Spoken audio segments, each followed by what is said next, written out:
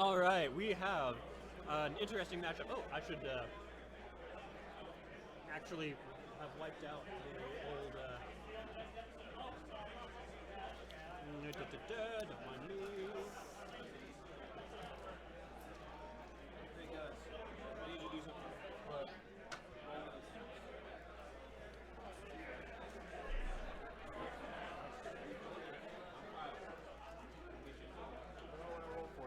I love it. Time. So we are back. We are going to go into round 3 for today. We have Jason versus, I don't know his actual name, This is Kilyk. but This is Kilyk. oh, he's I am Dream Crusher is what I saw. Kilyk has been known to crush a dream or two. I'll say that. Kilyk and his dad. I just played his dad, Kyle. Kyle's a beast, dude. These two guys, they've been labbing like crazy. They have tons of reps on this game. I'm really excited to see what Kilyk's got here.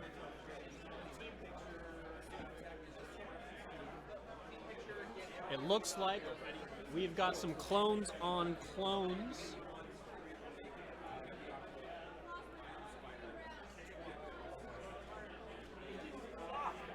You didn't even see. Gus, that was for you. Yo, Gus.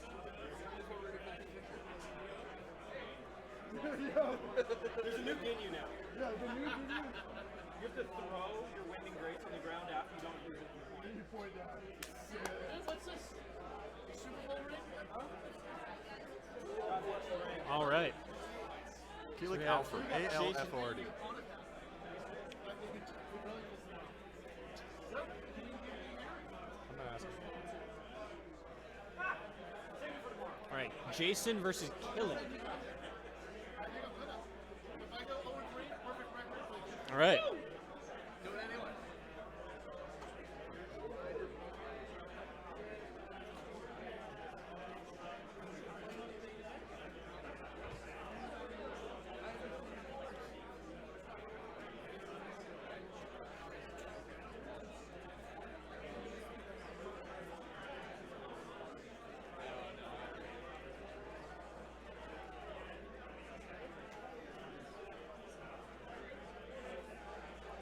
All right, ladies and gents, we're back. Round 3, RMO.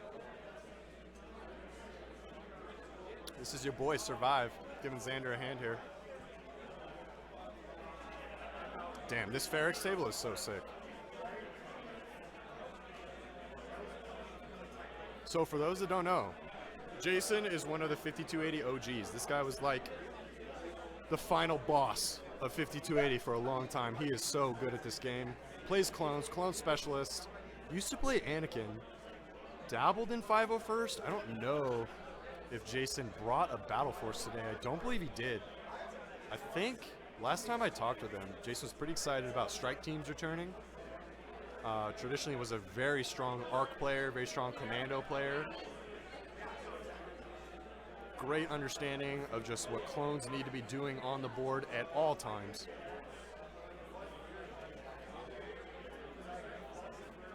Both players just talking through terrain here. Definitely something you should always do at the start of every Legion game. Just makes everything so much easier.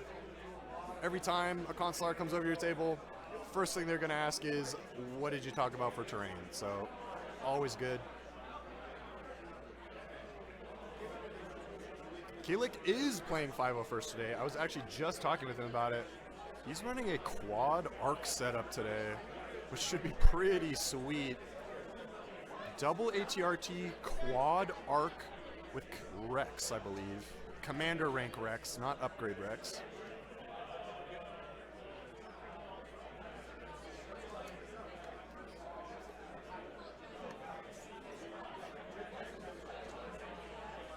But we're just getting going here on round 3.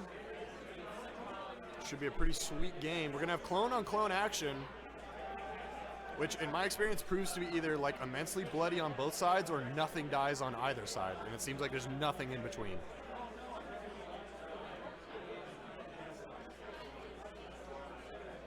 It'll probably be a game of dice.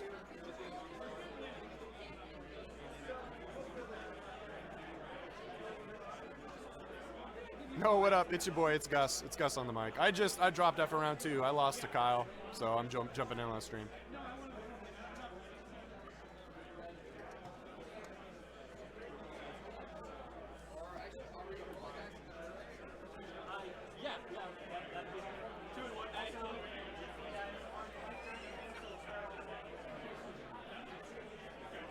All right.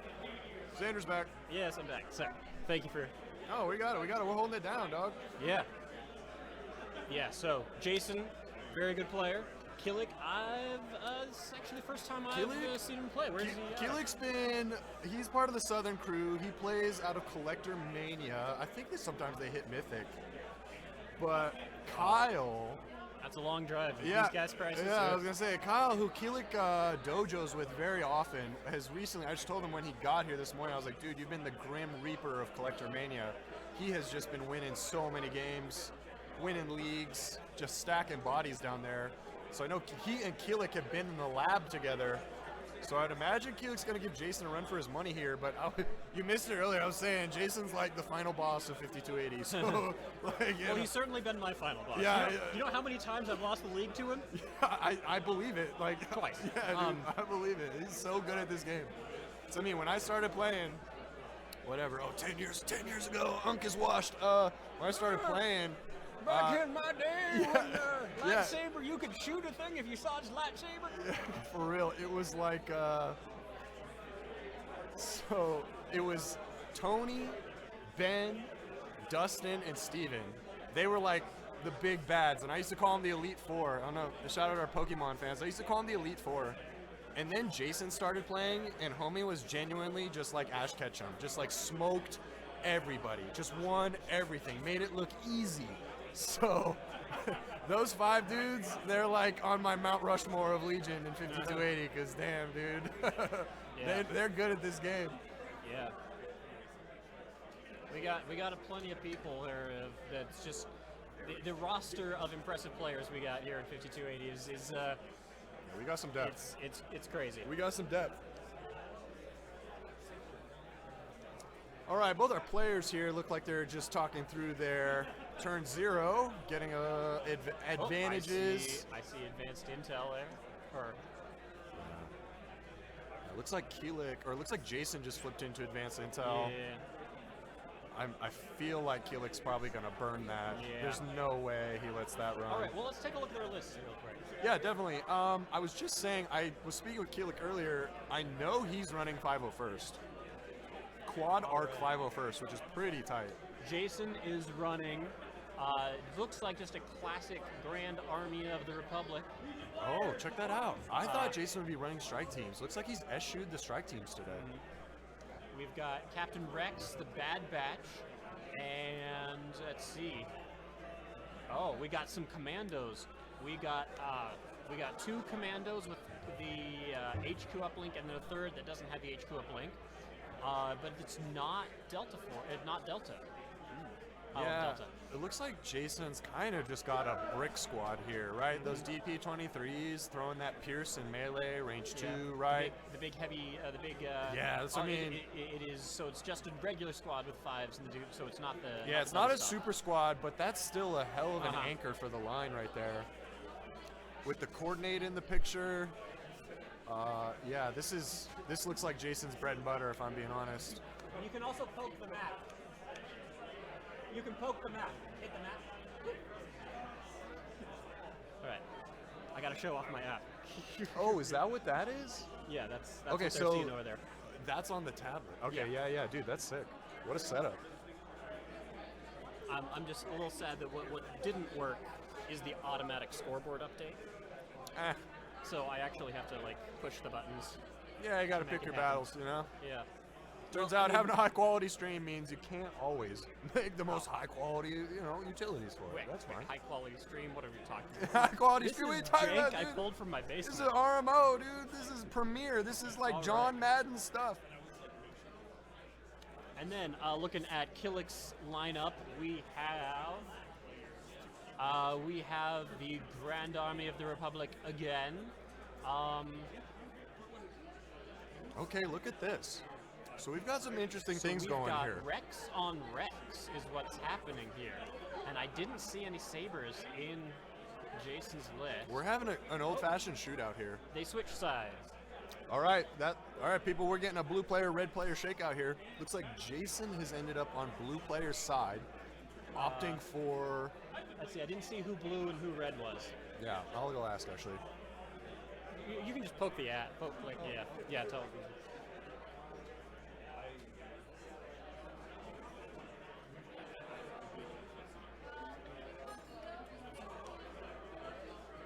All right, cool. So yeah, Jason is blue. Yeah, Jason getting to pick board side here. Blue is generally looked at as being suboptimal. But one of the boons you get being blue player is picking table side. So given what we're seeing here, I think Jason likes the look of that domed building there. I think he's going to try to fortress up behind that, right? Especially on close the pocket.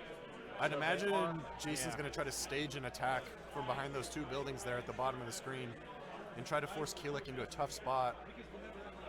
Well, I will say the one thing about the other side, though, that I like on Close the Pocket particularly, is you've got all that area to hide behind and then go either way, which is a little bit better than this kind of. This is a little tighter, a little bit farther back, and a little bit more exposed. Yeah, we'll have to see. Honestly, I'm interested to see how much heavy lifting these medics can do.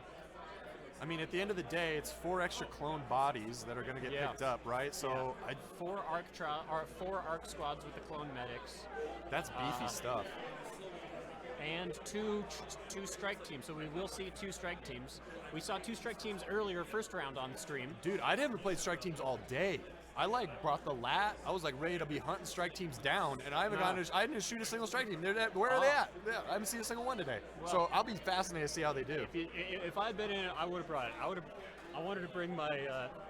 I don't think it would have worked, but my triple strike team, triple FD cannon list, just for six supports. What about that wouldn't have worked? I don't know what you're talking about. Yeah, that seems like it would have been fine. Yeah, 3 FDs. What could go wrong?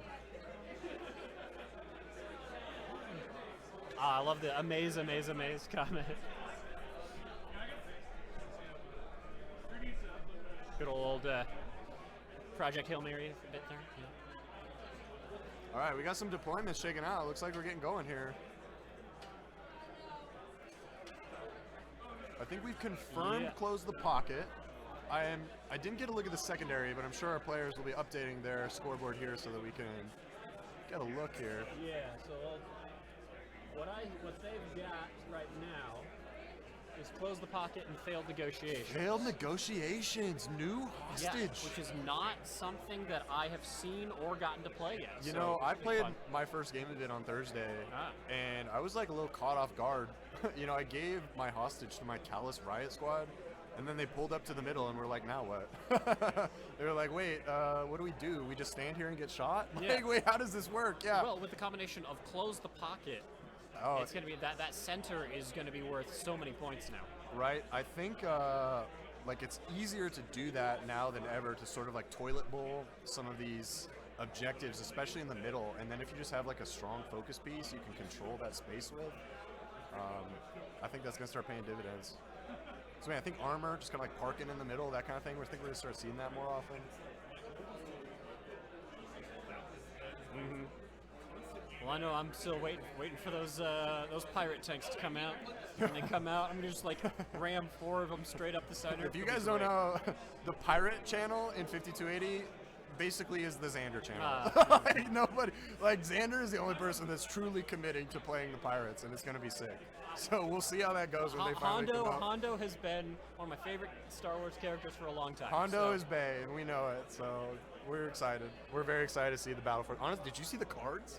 Yeah. The cards, they're cracked. Yeah, I think that's honestly the flavor of Hondo having a unique 4-pip is something that I'm surprised we haven't seen before. Even if it fits into the hand as a 1-pip, I think just the concept of having a cool alternative that is also a 4-pip is great design space. It's oh yeah, guess what? My commander, I have a 4 size, a 4 command courage command. Yeah. That's awesome. Crazy. It's panic this. You know, You've got me and Vader, and then everybody else is just just scared. Yeah, that's what I'm saying. No, I think that list is actually going to be good. And you know what? The free moves on the tanks. I played Cody on Thursday, and he brought the 212th Battle Force, and I got cut up by scouting saber tanks. There was nowhere safe. There was nowhere to hide from those things. Yeah. Oh my God! Scouting on, moving and shooting. Yeah. That's pretty sweet. It felt good to see an armored battle force kind of feel good. I think it's nice that AMG is kind of zeroed in on what makes that tank play exciting, what makes that combined arms element really cool, and I think capturing that with Cody in 212 is a slam dunk. So that was sick.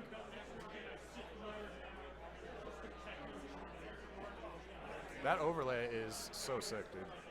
Oh my god. I only prepared them I only had them ready for the classic classic old ones. yeah. So I'm really glad that no one's chosen a new Yeah, objective. just don't play the new yet. stuff. Yeah, that's great. Maybe after this game I'll go ahead. I've got the images hanging around. I just didn't make a little overlay things. Yeah. I mean, not that it would be that hard. So I'll be interested to see how this turn 1 plays out. Like, obviously, arcs have the potential for some really aggressive positioning. Commandos have the potential for great responsiveness, potentially offensive positioning. I have no idea how this is going to play out, honestly. Both of these players kind of just brought the brick squad. Yeah, and with the Commandos, I mean, the Commandos are far more expensive, but I still feel like they're going to do the Sniper Squad's job better than the Sniper Squad. Yeah, and Jason has paid the premium for the HQ uplink. Like, you can bet your ass that those are going to be coming in with face-ups on turn 1, and Jason is so good at finding those angles where, like, oh, you think you're safe, you think you're going to be all right, and then he comes in, he drops in, or whatever it is with the sniper configuration and just smokes you, and it's happened to me so many times.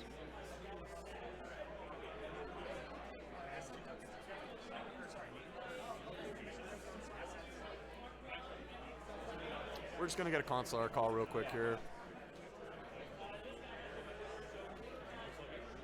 No. They're 27 millimeter. They're the 27 millimeter size, but they're not actually assets. We got our head judge. Shout out to Steven. Steven's like does all the admin for this, all the legwork. This doesn't happen without Steven, so yeah. Shout out. He's also head consular today, so he's been running all over the place.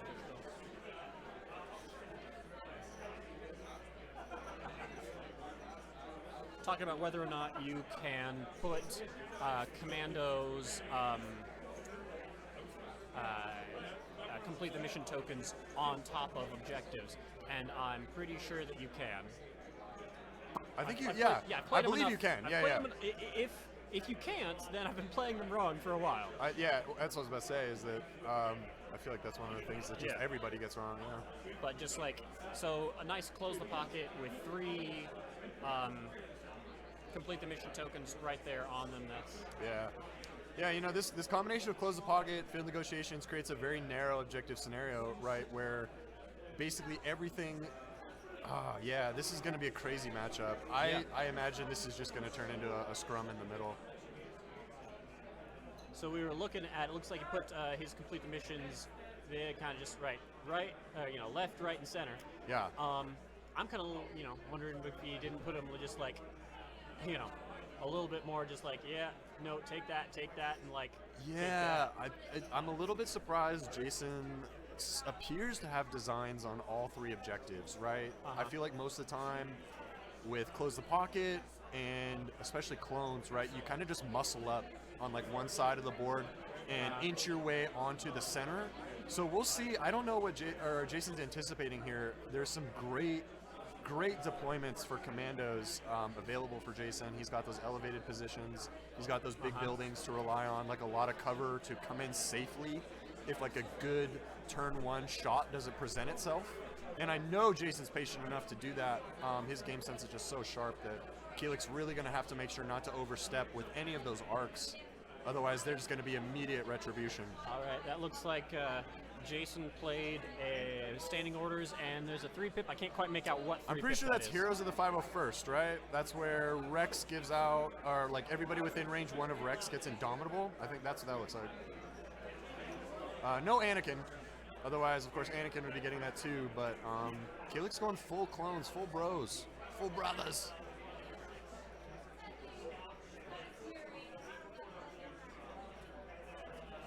It's a 501st card. Battle Force. Yep.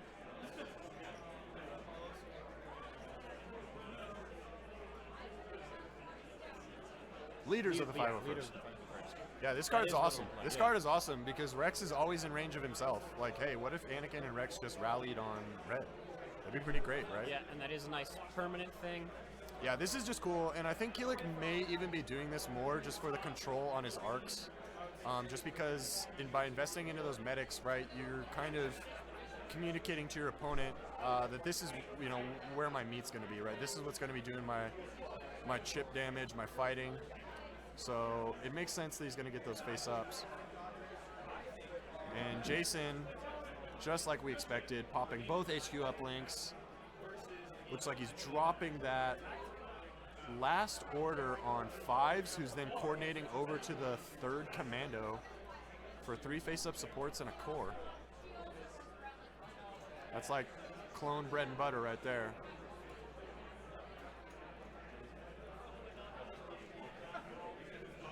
And I know I've said it before, but since we are using variable time, the timer in the bottom right is an approximation. We don't know exactly, that information is hidden so that players can't play to the clock and try to game the time. Try to game the time, yeah. Not that that's an issue. Usually, you gotta have that in place. Gotta have that in place for tournament day, especially here, game 3 of day 1. Right, there's a lot of stakes are high right now. Top 8 is sick. Everybody wants to do well, and both these guys have won 2 of their games today, so this is gonna be a hell of a match.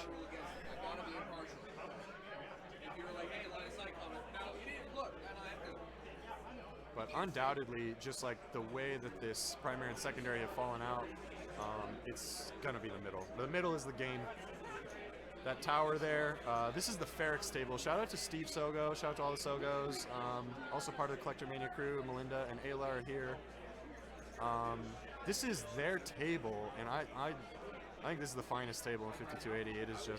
It is so well put together. Steve has done so much legwork to make sure that POIs everywhere, everywhere a POI is supposed to be, it can rest, it can be flat or whatever it needs to do. This is just a super well thought out table, so always good games on it.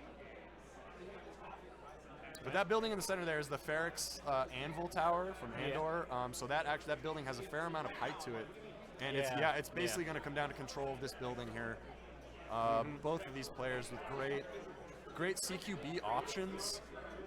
Jason has the range advantage, I think, with the commandos, right? Kilyk needs to be a little bit more. The chip damage coming in can maybe get cute with the ATRTs and line of sight blocking tech, but without order control on the ATRTs, it's a little bit harder to make that reliable.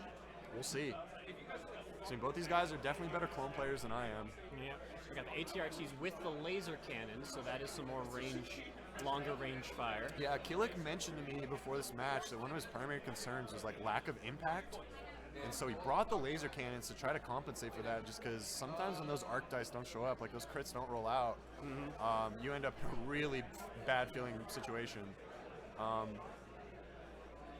said, I think 501st has the tools to really scrap with Jason's list here. I think Kilyk just has to survive turns 1 and 2 against these commandos.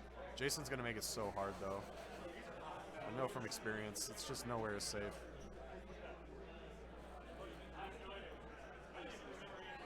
But we have our very traditional first few deployments here, both players being pretty cagey, waiting for, either player to telegraph a commitment, try to gauge where those arcs are going to end up, where those commandos are going to end up, basically just staging on these objectives.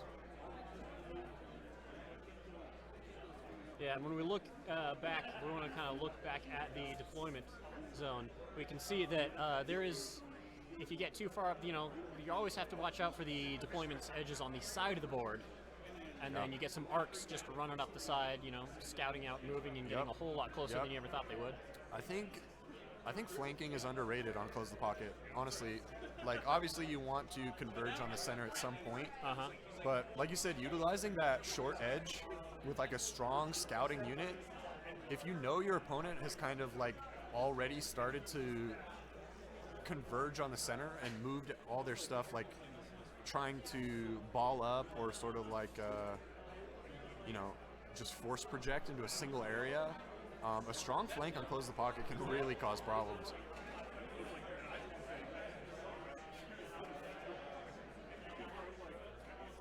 Yeah, so we've got 11 activations in Kilyk's army to 10 activations in Jason, so nobody gets the pass.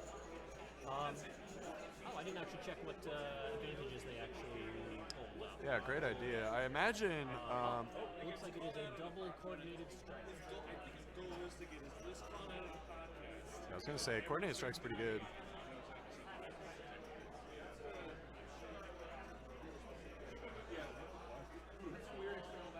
I guess Kilyk can probably make better use of that, just ATRTs in the comp. But I guess coordinate trooper is nice too. Yeah, Jason's gonna use it for the coordinate. That's crazy good. That's crazy good. Uh-huh.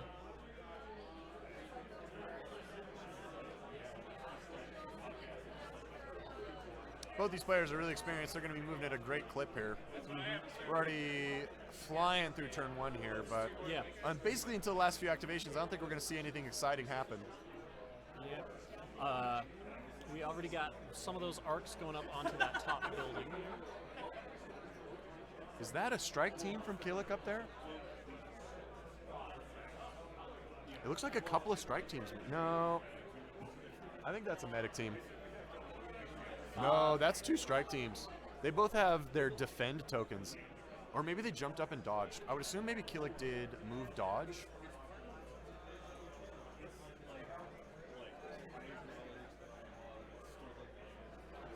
Because commandos retain, I think strike teams retain scale. So the strike teams have prepared positions, so they would start up there. That's right. And dodge. So they have prepared positions dodges. Right. That's correct. I forgot about that. So that is two. Yeah, good strike call. teams up there. Good call.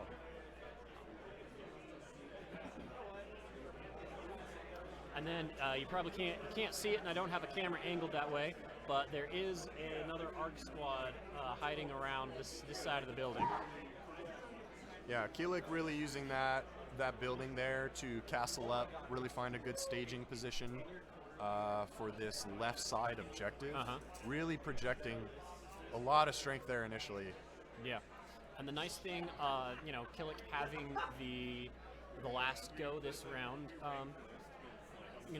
My initial thought would be that Jason might try to plop some commandos out kind of the lower left side of the board and start taking shots on those guys that Kilyk is bringing out. Yeah. But with those strike teams where they are, he's going to get a response. That is an interesting matchup that I hadn't really thought about, right? Like the strike teams, commandos, I suppose, could try to pick off strike teams, and I wouldn't be surprised if Jason tries to do that just because they have a great understanding of how much that's going to do in terms of the action economy, token generation, things like that.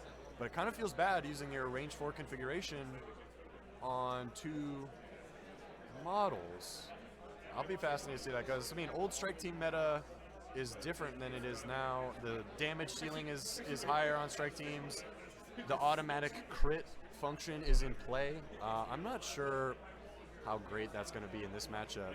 Obviously, there some things that are going to suffer from that more than others, but so, I mean, I haven't played against a single strike team today. I was excited to see them on the board, see what they can do in the support slot, just kind of see what snipers feel like now, and I haven't seen them. Yeah. So I think Kilyk's going to give us a clinic here. Oh, you know what? They're incognito, dude. Yes. Whoa. Yeah, incognito, so they go down with prepared positions, the dodge, in incognito, so they are very safe when they first go down. Yeah, so I wonder... Yeah, commandos in the sniper strike teams. That's a cool matchup. That's pretty tight. So, Kilyk yet to deploy a model in his opposite deployment, and the same goes for Jason. Both of these players kind of adopting mirrored positions on opposite sides of the cross-directional axis here. If they stay that way, it feels like Jason has the terrain advantage because he's making better use of that large building. Absolutely, right. And then with the, I suspect that Jason wants to leverage that really heavily here. Right. Just use that range, because it's going to be a tough battle walking in with dilapidated arcs if they get chipped out too hard. Yeah. And going from that angle, going up. If they continue deploying the way they are, and they just kind of do this, kind of fight along that line, right? Then Jason's going to be able to make use of this building, and it's going to be a lot harder to make Kilyk, use of those. That truck is gonna, Kilyk's gonna live and die by that truck, basically. Well, that truck is, going to only provide good, That's kind of where. Yeah, that's White's a line is. shallow angle. Yeah, Right. yeah, And yeah. if he's trying to get to the center objective, then he's got a long distance from here to there. You know, there's a lot of ground to cover. Dizzard, we have Gar versus Gar. We have Kilyk is playing 5-0 first. And 10 activation 5-0 first with Commander Rex. 11 activation. 11 activation. They're both playing Captain Rex. Oh, this is Kilyk's. Yeah, this is Yeah. Kilyk's this turn. They're both playing Rex.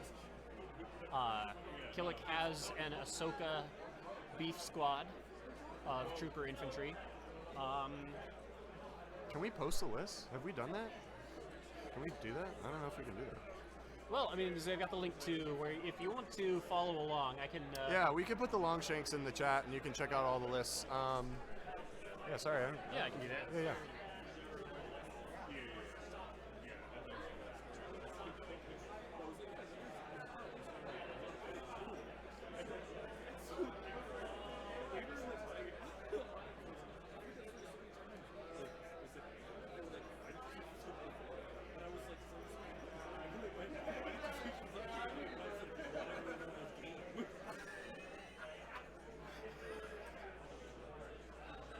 The duality of man.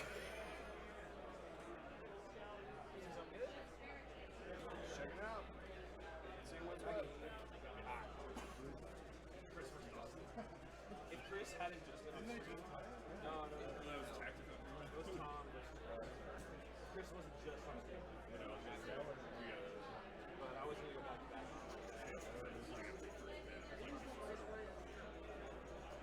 There, that is the link to the Longshanks event, so you can follow along with the lists ourselves. We're back.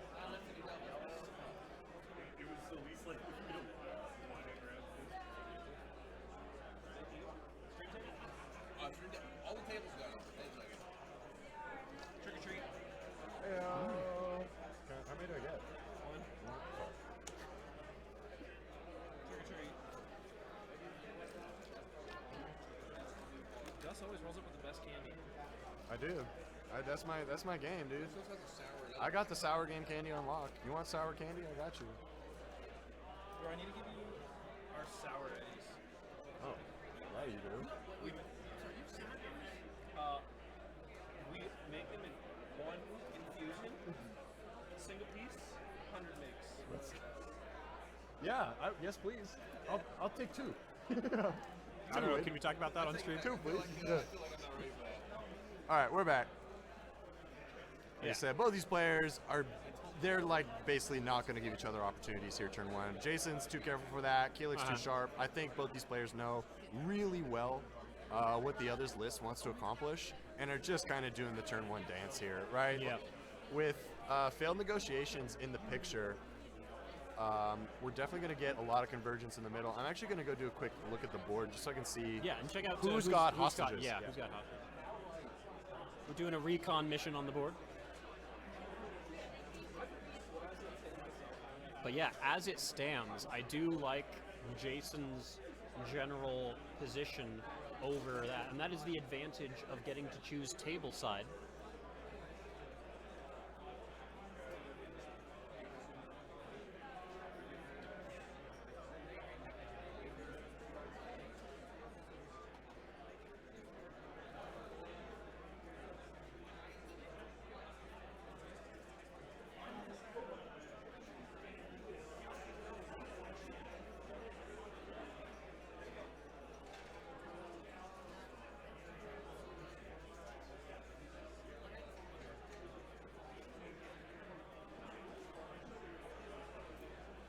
Kilyk's hostage is on the Ahsoka squad. You can kind of see Ahsoka hanging out there at the top of your screen on the corner of that building.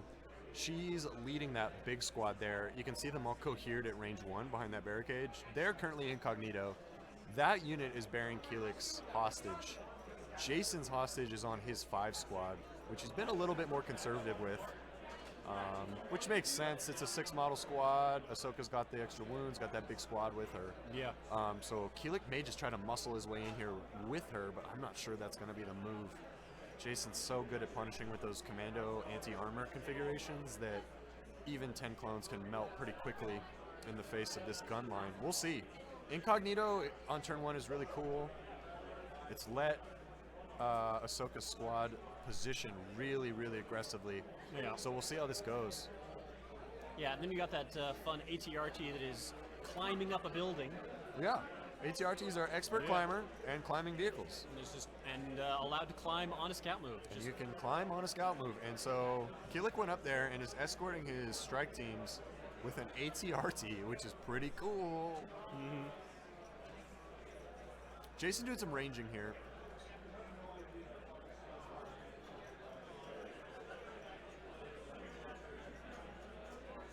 In Legion, of course, you can measure with a single movement tool and a single range tool of any length at any given time. So that you can see Jason doing that here. Very skilled player, utilizing all the tools at his disposal to make sure he's got good positioning. All right, so it looks like we have our first commando squad infiltrating. Commandos, infiltrate, move, and I think he was measuring a possible shot. All right, here we go. We may have opening shots of this engagement here. Like I said, Jason is just so good at finding those angles. It's so hard to stay safe. Honestly, though, just based on Kilyk's deployment, it seems like he kind of knows that, right? He's like, look, I'm just going to bite this bullet. You can kill some of my clones, but you can't kill all of them. And so I'm just going to put all of them into positions where we're exposed, but that saturation could come back and do him some favors. Maybe he's feeling a little bit emboldened by the presence of his medics, thinking that this attrition can be negated. We'll see. So, I mean, I don't have a great read on this. Like, obviously, as an Imperial player, I play against clones often, but the clone into clone matchup, right? And I don't know if you were here when I said that, but I feel like in clone versus clone matchups, it's either a complete bloodbath and like both sides die immediately, or like nothing dies, and it turns into this just absolute tug of war, push and pull of who's going to lose models, who's going to make more tokens, that kind of thing. I don't know. Until somebody's dice breaks. That feels overly aggressive from Jason for me. Pushing that commando squad all the way forward. I mean, Kilyk's gonna retaliate right here. Look at this. Is just Look at this. I don't know if Jason's relying on Katarn here, or this could be bait, right? I think Jason maybe is relying on the tankiness of these commandos to pull something out of position. and And Bad Batch is gonna come in swinging. Bad Batch is just gonna absolutely annihilate whatever comes in to punish this.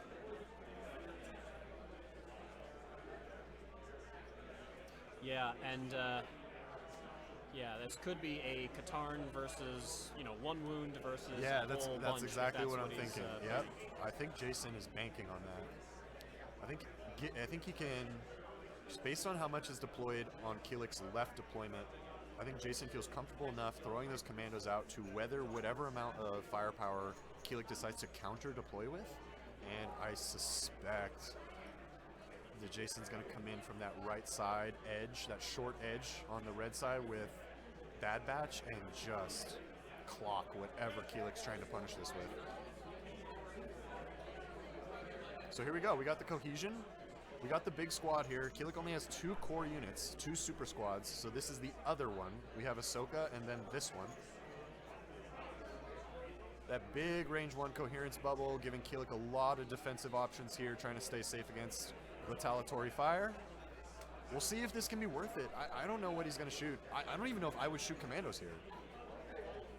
Like Katarn could just ruin this.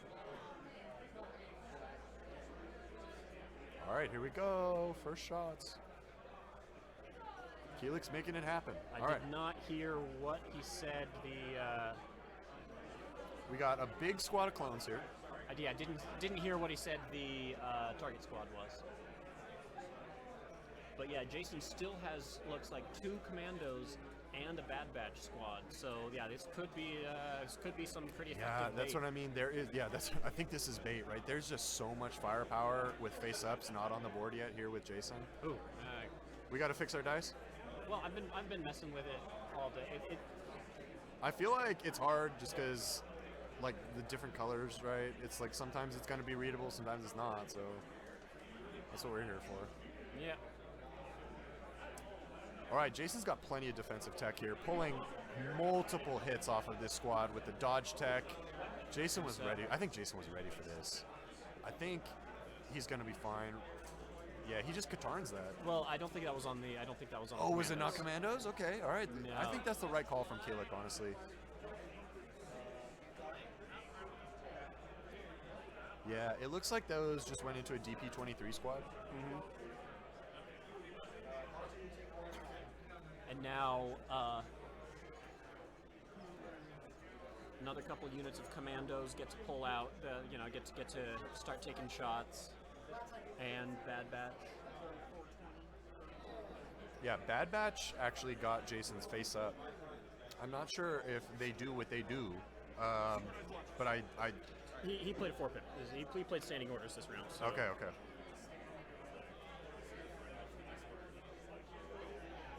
So we got some commandos coming out on that right side. It looked like Jason was actually measuring to see if he could get them up to range 2 for the range 2 shot, but it looks like he will be relying on that range 4 gun. Yeah, so that is the 5's super squad there in the top right corner for Kilyk that just came out and took a shot into a DP-23 squad for Jason. Jason loses 2 minis there, which I'm sure Jason's disappointed with. Jason's one time I was asking Jason the secret to success. He told me, "Oh, just trust your dice." And I was like, "Oh, so just be a psychopath." Cool. I was like, "Oh my god, I'll never trust my dice ever." All right, here we go. Commando shot. Wow, look at that. The double miss on Look at red. that, the That's- double miss. I know Jason's disappointed with that. He's going to spend another aim Yeah. somewhere to fix that, I'm sure. Got to spend the aim on the dog. Oh, you're right. You're lethal. Yeah, good call. No cover help. All right, let's see what happens.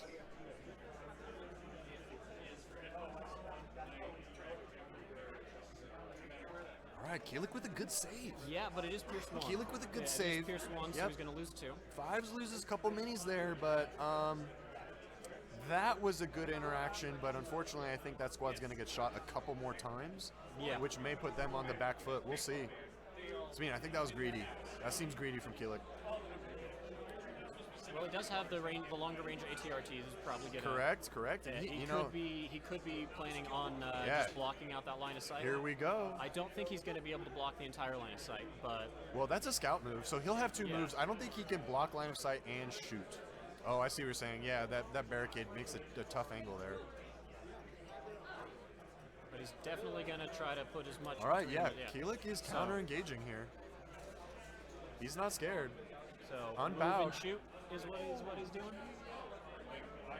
Looks like a scout and then a move, and Kilyk's pondering a shot here. That's really dangerous putting that ATRT though that close to commandos that have an anti-armor. I was config. just about to say that I don't think that ATRT is long for this world. Kilyk has realized that as well. thinking. He's in the same thought process. Yeah, sort of like, oh wait a minute, I don't know if that's where I want to be.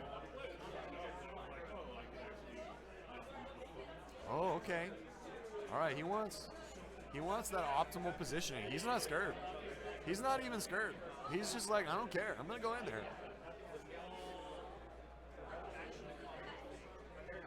So that's a scout. That's a move, and I'm sure Kilyk's pondering a shot here. Looks like a laser cannon coming in. That's mid.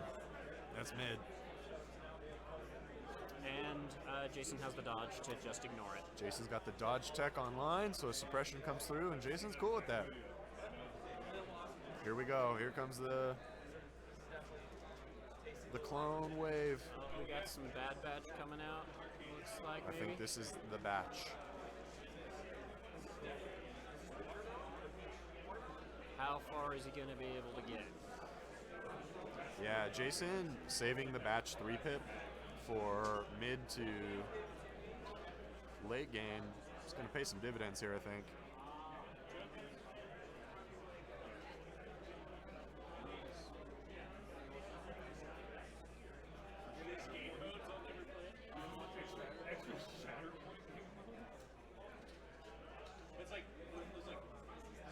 Yeah, and the great thing about the the clone Bad Batch, You get crosshair. you get the double move, and I think it sounded like he's split firing crosshair into the big squad and everything else into the ATRT. That's what his hand gestures look like. But We're going to find out here. Jason's scheming. He's scheming a big old shot here. Batch with like a million tokens. tactical one, cash aim, cash dodge, cash surge, whatever it is. They got like a million tokens here. Yeah, Jason's laying it out just for clarity so that Kilyk knows what's going on. Saying, all right, this is what I got. Let's see what gets schmacked here. I don't know if I would shoot the ATRT or the infantry. I'd probably shoot the infantry. I'm not sure he was able to get range to the infantry. That's fair. They're pretty far back now. Like the rest of batch just has range 2, correct? Yeah. Yeah. Okay, so he is measuring to 5s there. It looks like he wants to shoot the infantry. Oh, look at this. He's forward cohering to get a knife throw. To get the knife throw. Very cool. Jason with the Bad Batch tech.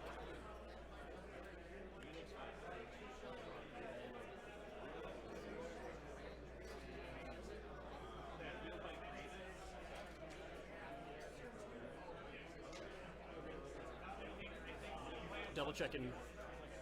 Both players here just clarifying how knife throw works just before Jason finalizes the position on his movement here. Yeah, you can. My understanding is you can go here forward to do that. Yeah. I think it's range 1 from the squad. I don't think it has to be Hunter. Which is great. I mean, that's going to go a long way. That's a really far knife throw. No, you get spotted. They should give Vader a second mini so that I can force choke people from cohering. Oh, yeah. All right, wouldn't that be sick? I think that's a balance they should make. They should just add Tarkin to Vader as a squad. Yeah, now we're cooking. They need to. No, I'll tell you who needs. Grogu needs. Yeah, Grogu. Grogu needs a Yo, force choke. dude. That's- Yo, don't say that. Grogu walking around choking people, shooting them with the amband. That's actually tight. All right, we just have a console call here. This is game 3. This is good ass Legion. This is top tier. Yeah. These are people. Both these fellows want to win. So we're just getting some good clarity from our consulars here, Steven and Noah, regarding exactly how Hunter's knife throw works. Within 1 and line of sight. Yeah. So range. Yep, range is outside of attacks is measured from any unit. Any mini in the unit, correct. So Jason really just getting the juice for the squeeze with Bad Batch here. Making sure he's getting every bit of utility he can from this activation. He was able to get to range 2 of. This is gonna be trouble. This is trouble. I'm surprised that Bad Batch was able to get that far forward.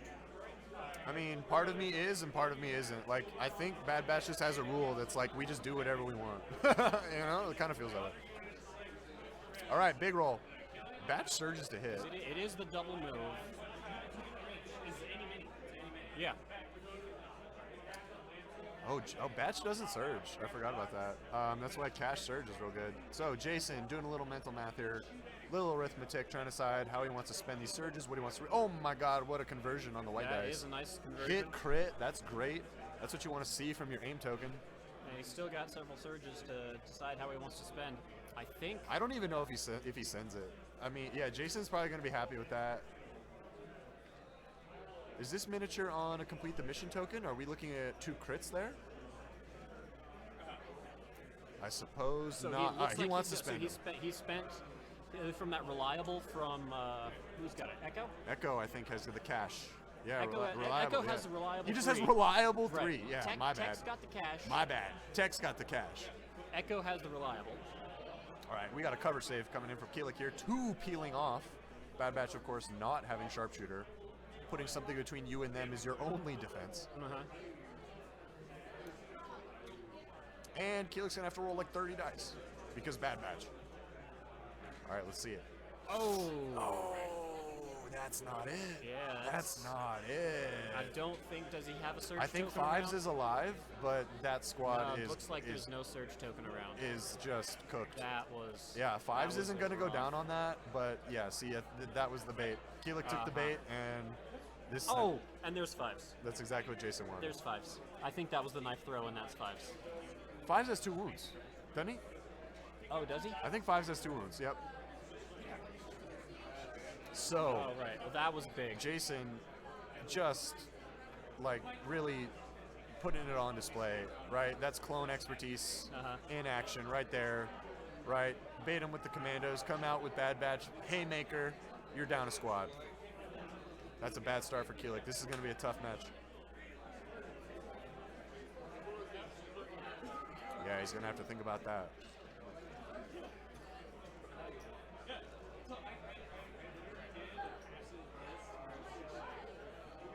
That said, Kilyk is poised to pounce on the middle here with his hostage. And every time you secure that middle, it's going to be a 3-point swing for whoever does it. Due to the nature of the secondary and primary interacting here, this is just going to be a toilet bowl. These sort of periphery engagements are starting to pop off, though, which is very exciting. So we've got the, looks like we got a squad moving forward, a strike team squad moving forward. And he's going to take a range, kind of check out range. All right, Kilyk is, yeah, he's got designs on Batch here. He's looking, he's measuring. That's risky, but because if he does, then he loses incognito, and there's still a commando squad that could just hit him right back. Let me just double check what. Yeah.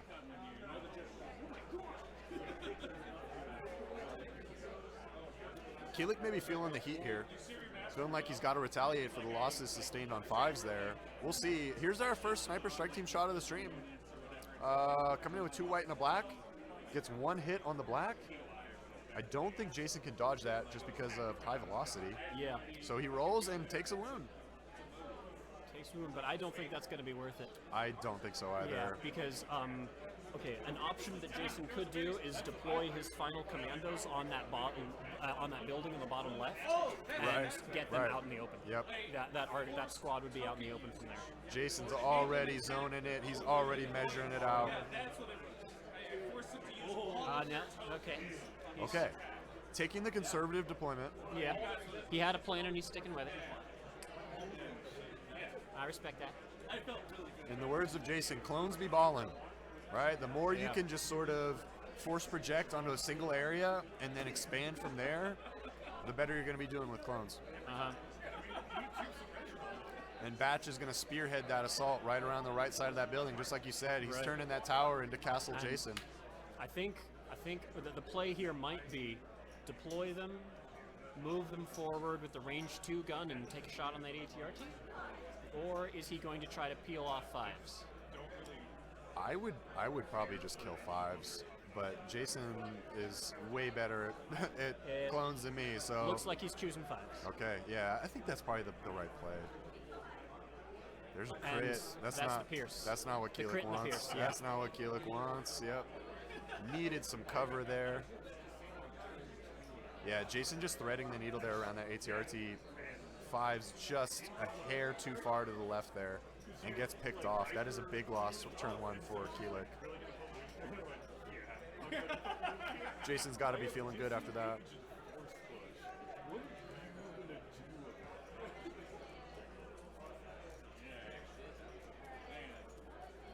Well, that's something I love about Commandos and Bad Batch is that it is very likely that you can heal a unit round 1, just kill an activation right off. You have to be so cagey to keep that from happening. Well, I remember last time we played, I played Commandos. It's just like, oh look, I can see guy's toe. Yeah, it's like, all right, you're dead. Yeah, and like infiltrate plus range 4 gives them so much flexibility on that turn 1 to basically just pick the range of their engagement and then go from there, right? It's very, very hard to counter-engage commandos effectively. Yeah. Looks like the other sniper strike team breaking incognito here. And not doing much. Not doing much. Kilyk will go ahead and get that overwhelm suppression in. Oh, look at that. But a double blank heals another one. Yeah, the chip is coming in. I know Jason hates that. Yeah. That sucks. Oh, heavy cover. Nope. Oh, red save. Nope. Yep. But hey, for all the times I've played Jason, I feel like he needs his red dice to fail more often, so I'm okay. So I said, Jason actually trusts his dice, and like that. Oh my, yeah. Well, with that deployment, that ain't me. With the deployment of those commandos, you can see he trusts his armor. Yeah. Oh, and like that's. I don't know if I have the sand to execute a strategy like that, right? I'm like 2KG. I'm like, no, not my commandos. I'll kill them. Jason's like, yeah, do it. I dare you. Yeah, you'll kill one. Yeah, mini. do it. You'll do kill it. one yeah, mini, I dare and you. I'll trigger it. Try it. Yeah.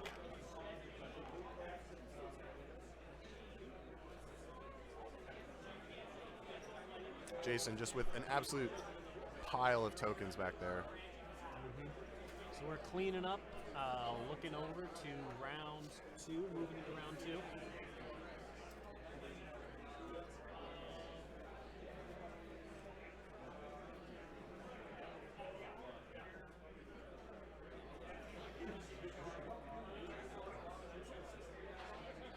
I gotta go read.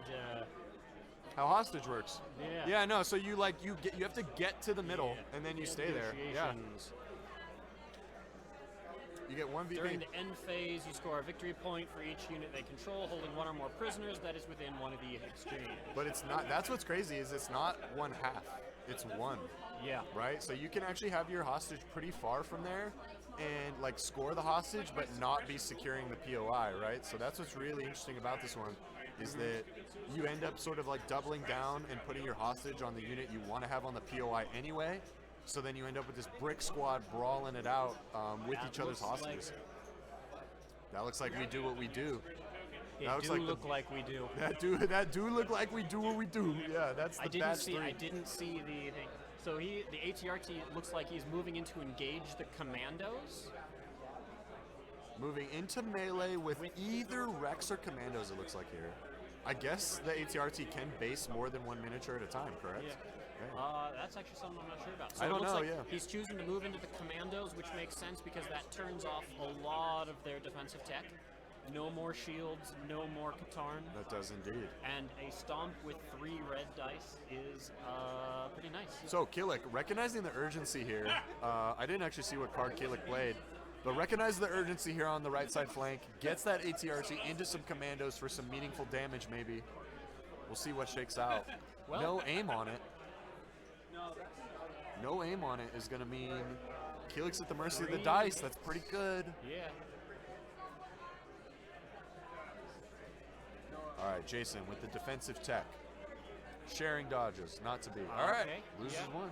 Loses 1. I think he's pretty happy with that. Yep, Katarn intact. Lose 1 in melee, that's fine, just walk away. Because Yep. he's Yes. still, I mean, they still get the surge to defense, which is also nice, Yep, even though it yep. didn't come up here. Because he's right next to that to complete the mission token. And That's going to wrap up the ATRT's activation. Jason, I would assume, is going to plan to go late with Batch here. With only Hunter exposed around that corner, I can't imagine Jason's feeling too much pressure. it's not even Hunter, it's... Or Crosshair, I think, yeah. Whichever member of the it batch. looks like Crosshair. Yeah, whichever member of the batch is hanging out there. Jason doesn't seem to think it's too urgent. I would imagine that. No, I can't really see on that one Yeah, I either. can't see I need to either. get better cameras. Someone give me $1,000 so I can buy better equipment. We can buy professional quality stream equipment for RMO. Let's go. But from this angle, that looks like the gun that Crosshair is holding. Yeah, so with only 1 model from batch visible, Jason again really putting his skills on display here. With only 1 model visible, really diminishing the value attached to shooting that squad. So Kilyk is starting to feel the heat. Yeah. This is where you would want it would be even more fun to do that with what? Omega. That's her name. Oh my god. Oh, 1 health. Yeah. You Yeah. can only deal 1 health, 1 wound at a time. I hate it. I hate that. Oh my Yeah. god, I hate that. Yeah, I actually don't know what's worse, Omega or Crosshair. I don't know which. I genuinely don't know which setup I abhor more. I actually think Omega's better. Really? That's interesting. Yeah. Such amazing objective play. The objective play is cracked. Yeah, don't Yeah. get me wrong. Wait. Does that mean Omega can score the hostage at 1.5? No. It specifically, just specifically says you can test at 1 instead of 1/2. Oh, so, okay. And the failed negotiations doesn't actually have anything to do with. Oh, they put more dice on. Very cool. So this was looked like an attack. It might just been an attack into the ATRT. Yeah, this looks like a DP-23 shot. Jason just doing his due diligence here, clearing his line, says, all right, there's an ATRT standing on me, I'm going to get rid of it. And this, as early shots into the ATRT, makes a lot of sense because you're not moving forward, you're not exposing anything to return fire. Yeah, Republic ATRT is rolling red dice now as well, means that Pierce is going to be consistent value, and there's, there's a timer on how long that ATRT is going to stand there. Because Jason has 5 DP-23s, so all he really needs is that thing to fail one save, and he'll be able to clear it. All right, looks like snipers are taking an aim and a shoot, so they get to advance their... Oh yeah, we're looking at an upgraded stationary sniper shot. I didn't see who he's firing at, but he chose not to take the automatic wound. Jason's rolling 2 dice. So, 1 wound. It looks like it's that same squad that he's chipping away at. Chipping away at the DP-23s. I think that's a good call. 6-man squads, 5-man squads. You can really diminish that firepower. Plus, Kilyk does... It's tough for him to advance onto that center objective, but he has a great lane of fire there where Jason can't really lunge out and be in cover at the same time. If Jason wants to take the left side of that tower, he's really going to have good order control and patience and wait till the end of the round to kind of lunge out. Otherwise, Ahsoka squad is there to punish that. Yeah. Rex is there to punish that. Yeah. Jason is definitely ahead in points, but I don't hate Kilyk's positioning here.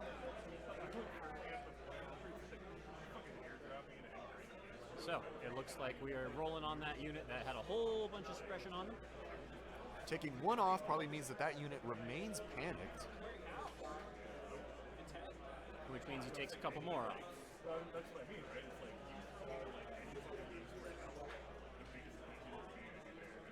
I don't know what Jason's scheming here.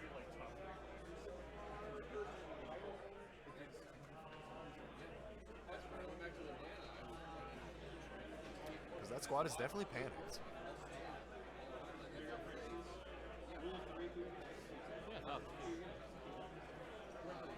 Perhaps not, though. Of course, we trust our players to handle their own game state. They know more than we do. Either way, post to this rally roll, Jason's making a climb maneuver, getting a squad up on the roof there, making a speed 1 move to get the elevation. Oh, that's what it is. That's the hostage squad. That's the hostage squad. So they have actually an increased courage. They're awesome. courage 3. So they do not panic on 5. Yeah. So Jason's hostage carrier gets a single action, and he uses it to climb up onto the roof of the tower there. Really trusting that line of sight blocking to keep him safe, but I'm not 100% convinced it will. And here we go. The middle of turn 2 is really when those arcs are going to start making their presence known. Kilyk was pretty cagey, kept them all very safe, but now those 5-man squads, like 20 bodies of arcs coming out, swinging, that's a lot.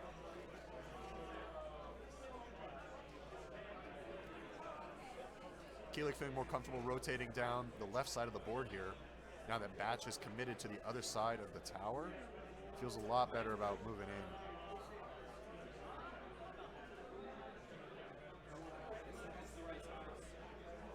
Yeah, look at that zoning. Jason is zoning Kilyk right off that objective. There's just nowhere safe to stand in the middle there. It's going to be very, very hard to take that.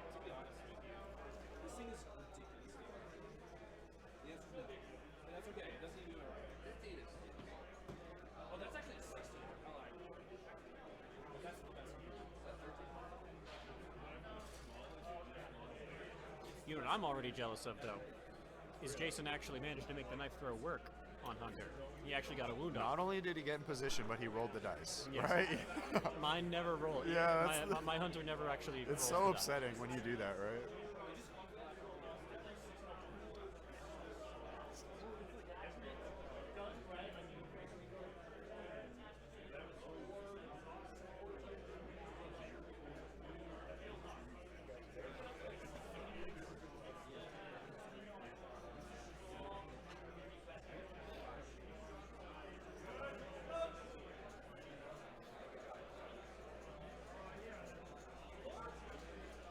player's just deliberating here. Jason looks like he's getting ready to take a shot. Another commando shot. Looks like a recover and shoot. Would be my guess. Jason is great. Checking on that range to see if he's got the critical. The complete the mission. Yeah, that makes sense. The mission.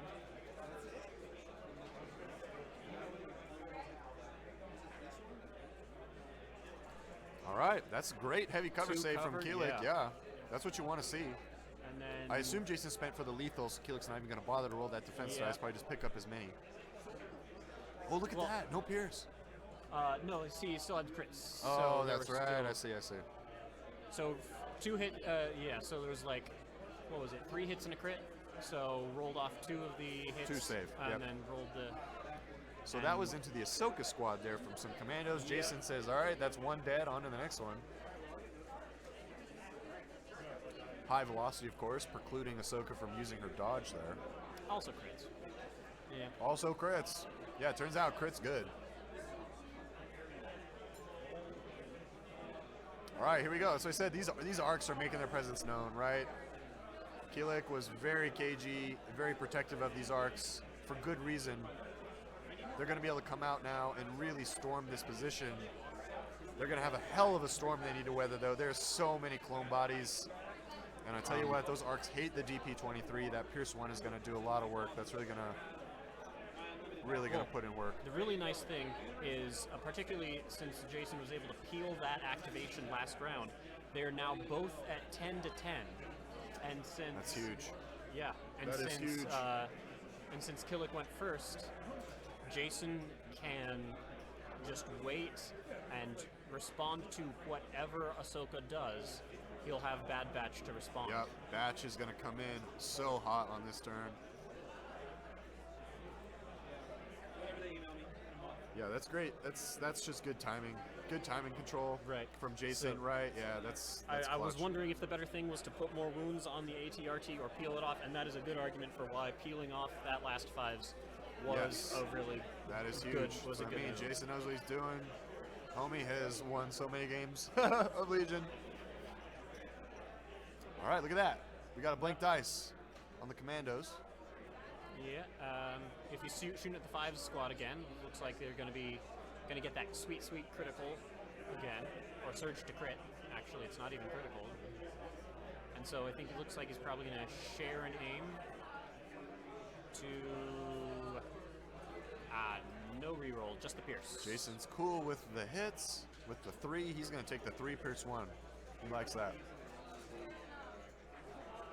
Oh, Yeah, that ain't it. that's that makes up for the good cover saves last That time. ain't it. Yep.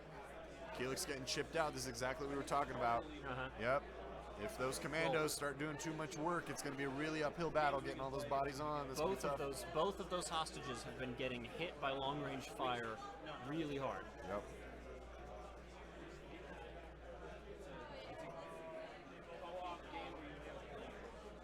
Yeah, Kilyk's feeling the heat. You can tell. He's like, all right, I got to get in here. I got to get in there. I can't stand over here and let this keep happening. I wonder if Kilyk starts investing medics into this core squad here. I Over know. his arcs? Yeah, I know the I mean, thought it's a process hostage carrier. is arcs, He has right? to, Yeah, right? that's what I'm thinking. That hostage squad is a big deal. And there are 4 medics. That's a lot. That's a lot of That is medics. a lot of medics, right? I mean, the tech is there. Oh, so Kilyk is actually considering a lunge onto the center objective here. I cannot condone this. Checking range.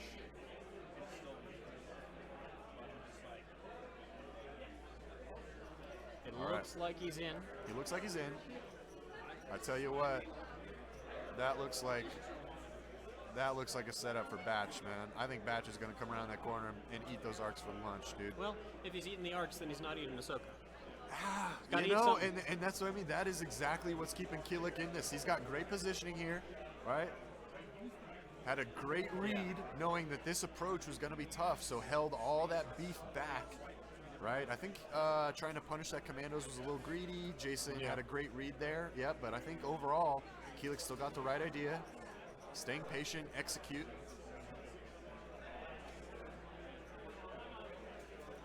So, and also the other commando squad didn't actually use their tap weapon, so they might just step away from that ATRT, kind of step around so that they can see and take another long-range shot. Yeah, on no Ahsoka's reason for mod. them to stay in base contact, right? Yeah, they're not engaged, so The only other thing would be maybe if they want to, just blow up that ATRT, but Ahsoka is more important. yep. And the ATRT doesn't have enough dice to do much by itself, so Yeah, the laser cannon especially, right?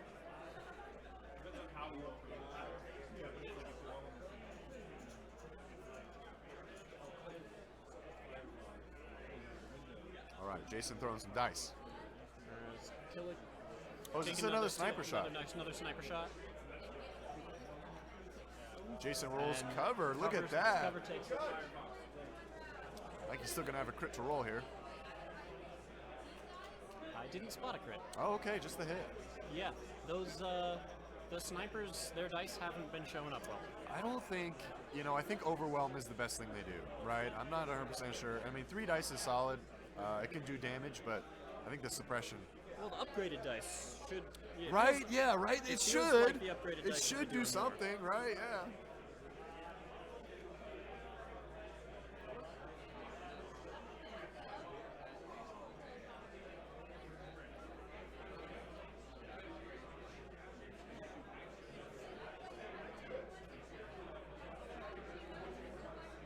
Our players here just having a little discussion regarding engagement in vehicles and exactly how shooting that ATRT with those commandos and everything there in the scrum is going to work. Obviously, both the players are very experienced. They're just communicating clearly so that everybody knows what's happening. This is top table at the end of day 1, so everybody's pretty tired. Yeah. Both these fellows want to win. So Jason goes ahead and activates those commandos. And he's moving just out of. So it looks like he's keeping him behind line of sight blocking of that ATRT. So I'm gonna guess we're gonna see some anti-armor. Yeah, I think Into Jason's that. going to go. Yep, I think we're seeing that.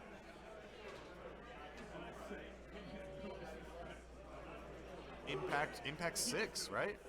Yeah. I think is it just impact 3 at I this think point? I think they're impact 2 each.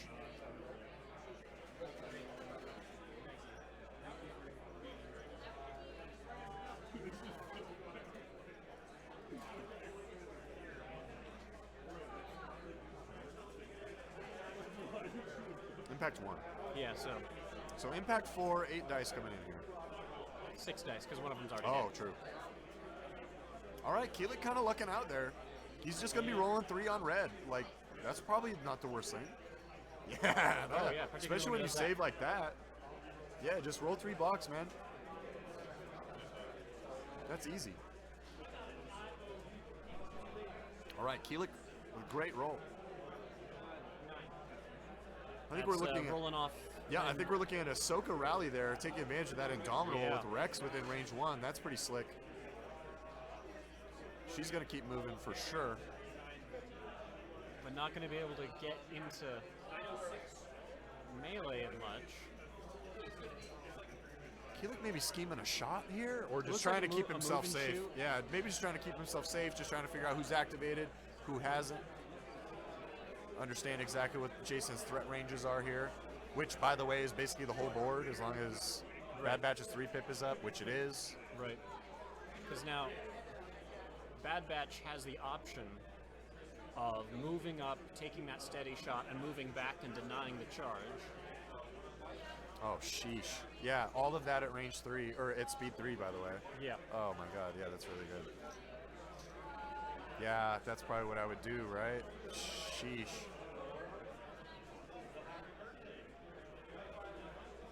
But Kilyk's got the right idea. It's an all or nothing. Like, you cannot half commit to this sort of attack.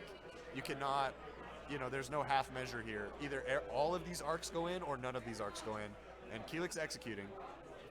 So if his dice hold up and he can get these medics into position and maintain good order control, it's going to be very hard to get rid of these arcs. They're going to be very sticky.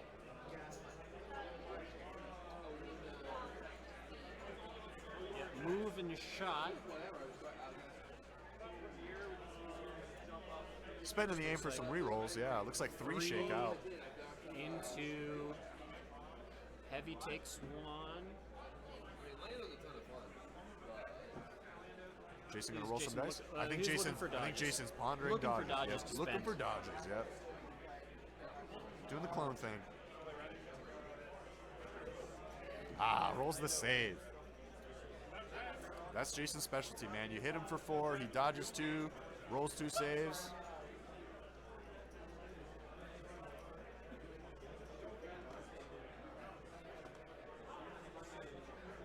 So that looks like that was on Bad Batch.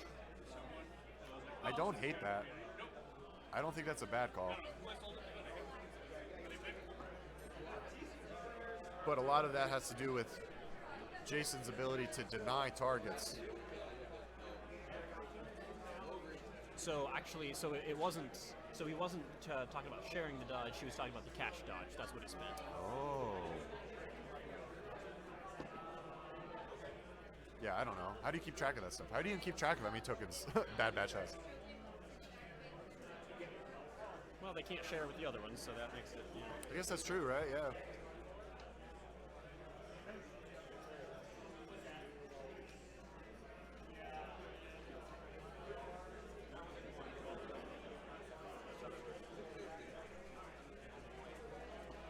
All right, here we go. Jason has to commit to the middle here. Seeing how Kilyk is maneuvered, I know Jason doesn't love this angle. Kilyk's got a good line here to kind of deny this left side approach, but I think Batch is going to crack this wide open.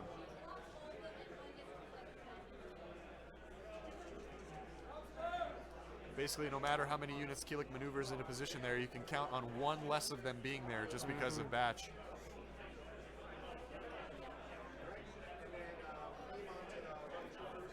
Completely immutable. It's just going to happen.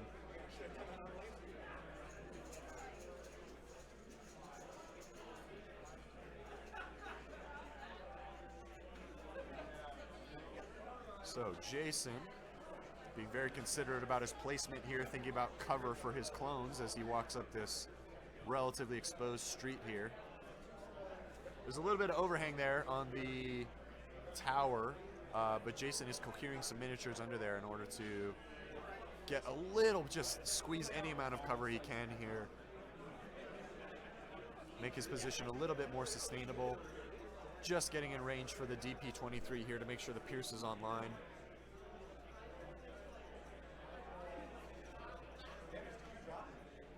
Not committing to that center objective. Jason comfortable to wait.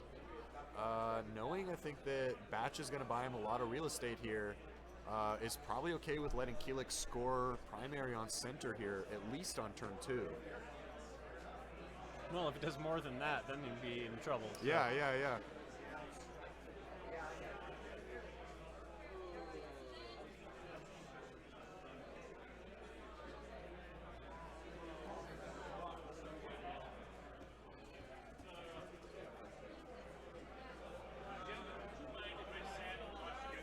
I think the play might be, you know, if instead of contest, he can just chip away so that Bad Batch finishes the squad off.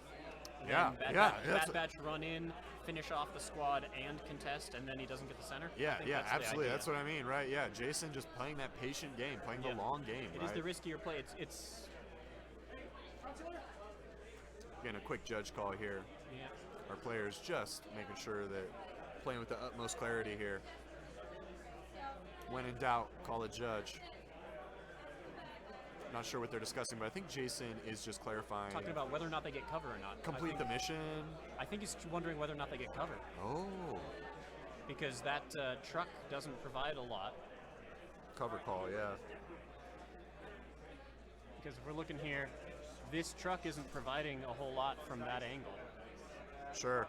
And so then you've got all of these guys and this guy that are kind of out in and the they're open. a little too far from the POI, it looks And like. only, that's half. So yeah, that doesn't look right. Kilyk might be in the open here. That would be trouble.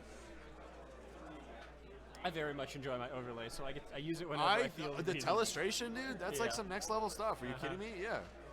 This is like Sunday Night Football. This is sick. We got the primetime shit. Sounded like they said no cover. All right, so our But it's consular not. comes through for a no cover shot. confirms a no-cover shot. Jason. It's not a good dive. It's not a good roll though. Yeah, Jason's not going to be happy with that for sure. Pierce 1 is going to do a little bit of cleanup, but 1 Pierce 1. 2, yeah, it looks like spend a surge for 2 Pierce 1. 2 Pierce 1. All right, Ahsoka, let's see him. Got a block 2 to save 1. Looks like it's a dodge 1, Pierce. Dodge 1. Dodge 1, Pierce 1. Yeah. No need to roll that. No rolling required. All right, Kilyk's Rex comes off the pile here. Let's see if Rex can get something done here. I don't know if Rex has the juice. Maybe he can get a nice Call Me Captain off, get set up in here. Well, Kilyk is definitely, I think, going to rely very heavily on that defend from Ahsoka. So I think you got to get more dodges in there, right? Think so. So Rex has got to just get up there and dodge. Oh, yeah, I see. Okay, I like that tech. Get up, make a shareable dodge. Yeah. I see what you're saying.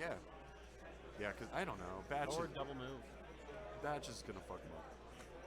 Can't do anything about that. Yeah, if they don't have any dodges available, and right now it doesn't look like there are, I don't see any around. Yeah, I feel the pressure that I sense the pressure that Kilyk is feeling, right? Where you're like, all right, I got to get on this objective, I got to do this, but man, Bad Batch is just gonna come around this corner and feast.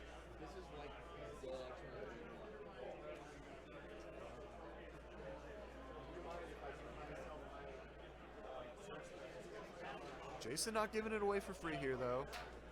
Maneuvering his infantry here into position. Get on that POI. Just make him annoying. Oh, are we finally seeing his beef squad making a play?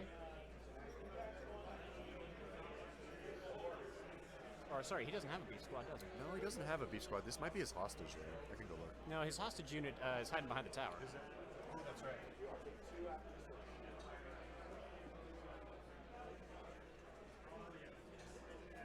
I think it's the Rex squad. Or, sorry, not the Rex, the 5 squad. Yeah, there's a lot of cover under there. Yeah. There's a lot of cover under that building. Jason's cohering into that position to sort of try to get purchase on that middle POI. But Kilyk is flooding it. I do like this maneuver from Kilyk. Save for Bad Batch 3-pip being up right now. I think it would be a slam dunk.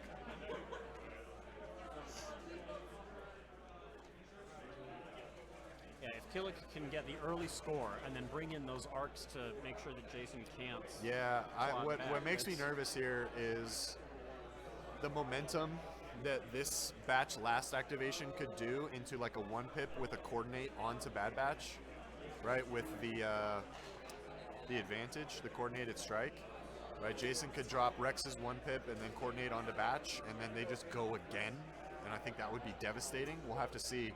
Obviously, if Kilyk plays a 1-pip, there's a roll-off in between that happening and the activation of Batch, so there's definitely play. But here we go, the vortex is starting to converge. Both players just sensing the importance of this center objective and getting your hostage onto it. Making both players make some positioning choices that I'm sure they probably would rather not. Where are blast weapons when you need them, right? Oh my god. You know what? Scout Sabs, the new Scout Saboteur slaps, dude. Like blast, suppressive, getting range 1 with that. Assault is awesome. Really cool. Yeah. I had a good time with it today. Yeah, I had a really good Sabine's detonate in there. That just kill them. Oh my god. That's like even cooler now that it's the only thing that like works that way. Like Bosk and Sabine's bombs, right? Like those are such cool mechanics. Jason again, yeah, just inching this infantry on here, not letting Kilyk have it for free. Even though this is a non-ideal position, Jason knows the importance of getting there and representing his infantry there on the objective so that he doesn't fall too far behind, because a 3-point swing is just massive. If either player gives away this center for free, it's probably the game. And I think both of them are aware of that.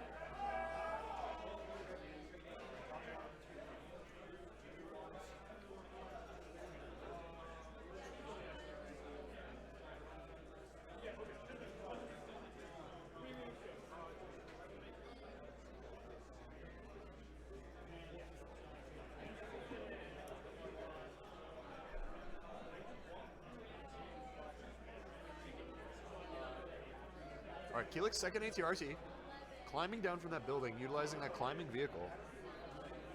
He's going to stand on that left side POI. Kilyk has really muscled his way into that top left portion of the board there with a ton of arcs.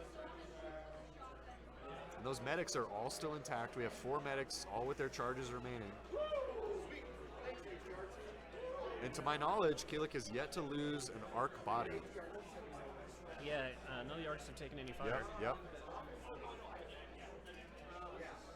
And that's where it's Kilyk's going to have the advantage, is those arcs coming in, Ahsoka coming in, just throwing the melee force around. That's right. All right, that's what I mean. It's gonna once things converge, we'll see if the pendulum swings back the other way as the commando defensive tech falls off and Kilyk's army gets online. Speaking of being online, it's Batch. It's Bad Batch, and they're gonna do what they do. So here we go. Jason activates first speed 3 move. Lines it up. Comes around the corner and he's got Kilyk's whole army in the open. He loves that. It's almost overchoice. Look at this, getting Batch on the middle. I love that. That's sick.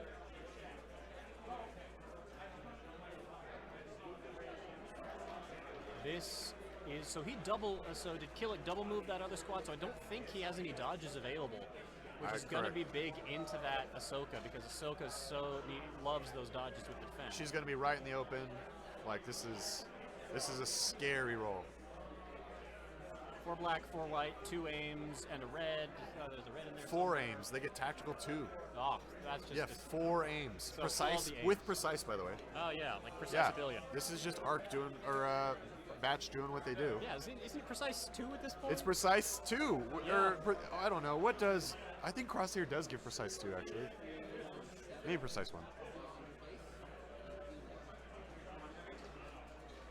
Oh my god, the conversion on the white dice looks good already. Yeah, Jason loves that. Here's the 3rd aim and the 4th aim. Oh, it only took 4 aims. Yeah, and you're reliable, all of those surges. Yep, it all converts. Kilyk hates that. Ahsoka's in the open. Yeah, let's go dice. All those precise. Didn't use any of them. Yeah, right. Yeah, like Batch rolls more than 3 blanks at a time. Yeah, get out of here. Well, usually. Kilyk got a decent looking save here. Let's see what this shakes out to be. That's surges. Jason eschewed the lethal. All right, it looks like just Ahsoka and 1 miniature are going to survive this. That's tough. That's a big loss.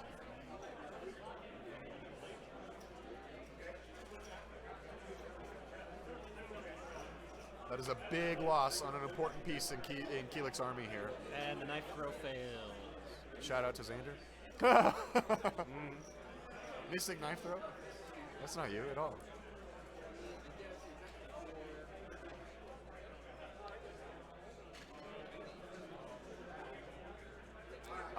We are playing Legion Bingo today. You can see that at the top of the screen there. Kilyk's marking his bingo card for just rolling, I think, 6 blanks in a single roll or something like that. We have a bunch of bingo squares. Steven went ham this year, made a bunch of bingo cards. It's really fun. We're going to give out some sick prizes, so really cool. So when crazy stuff like that happens in your game, you should always check your bingo card. We're going to the end of the round, and they are checking some scoring stuff.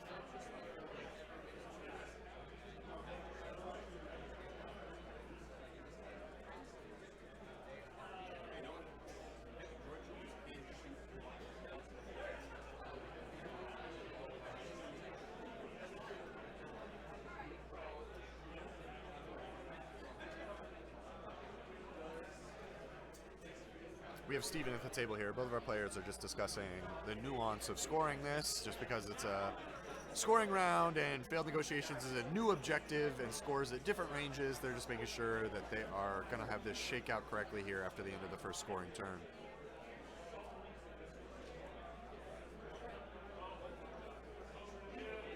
While they're doing this, I'm going to take a quick break and run and grab some water.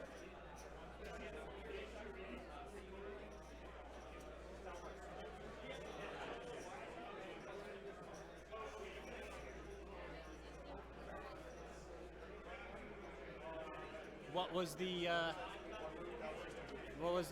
educate us on the intricacies of failed negotiations. So, failed negotiations has some real interesting wording on it when it comes to scoring. Here, specifically underscoring. Players score 1 VP for each unit they control, holding one or more prisoners that is within one of the exchange. And what's atypical about that is it doesn't refer to the unit leader. It just says the unit. And when we're measuring range from a unit, that could be any mini. Yeah. So you could cohere a mini to be in range to score that, which kind of is throwing some players off today. Yeah, so you can cohere forward. So that's the important part is that we're looking at here is you can cohere forward to score that failed negotiations without your unit leader being the one to be within range. That's correct. And it's definitely atypical, so it's throwing some folks off. Yeah, yeah. Oh, thank you.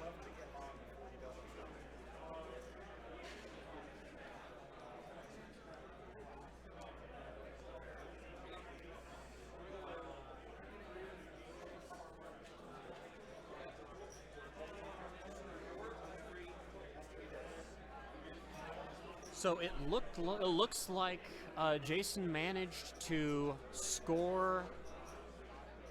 Hold on, I'm gonna be right back.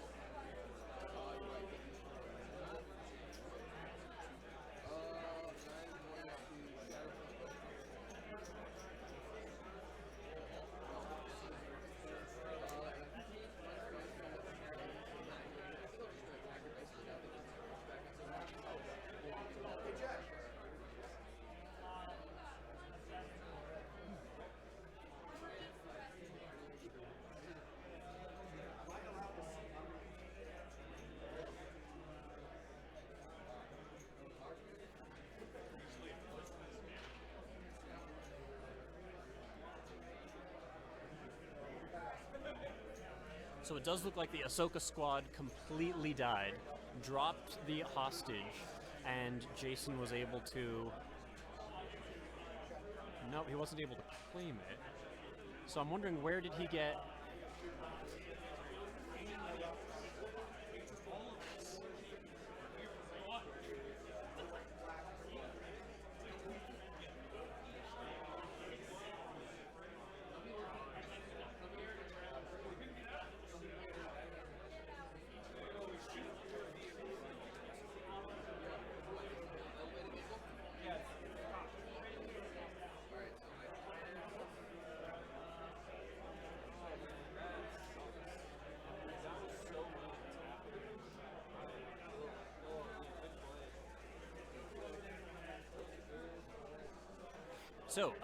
So Jason managed to killing that Ahsoka squad at the end with Bad Batch was a very big point swing in Jason's favor because it denied Kilyk the secondary, and Jason was able to secure the middle, meaning that Jason scored his secondary and the center, and Kilyk only was able to score the left objective.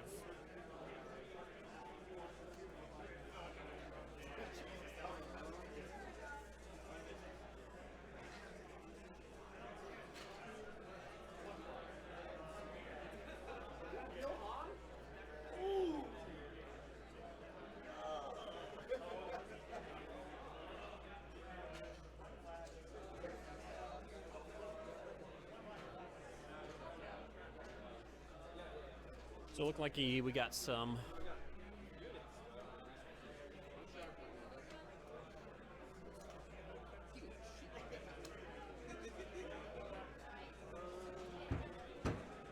Oh, that's just what Jason does. Roll 7 dice and 6 of them are blocks. That's just rough.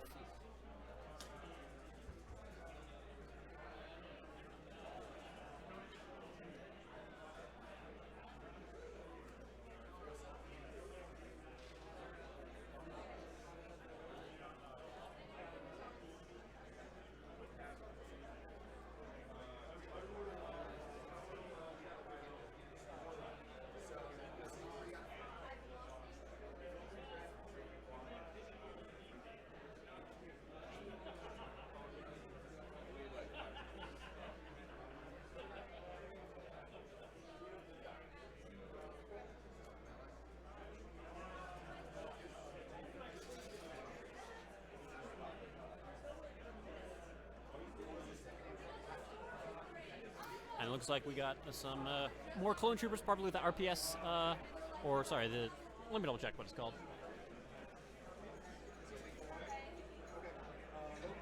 The DP-23, that's what it's called. Probably shooting into those arcs before they get a charge off.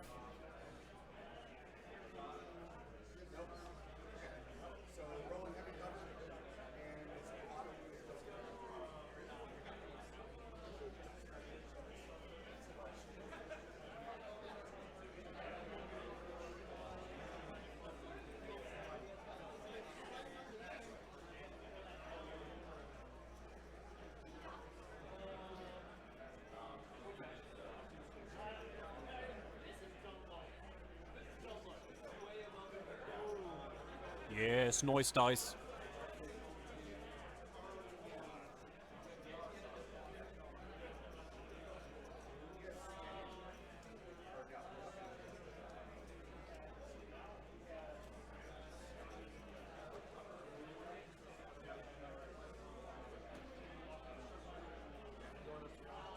Yeah, this look at a DP-23 shot into those back arcs that haven't gotten to go yet.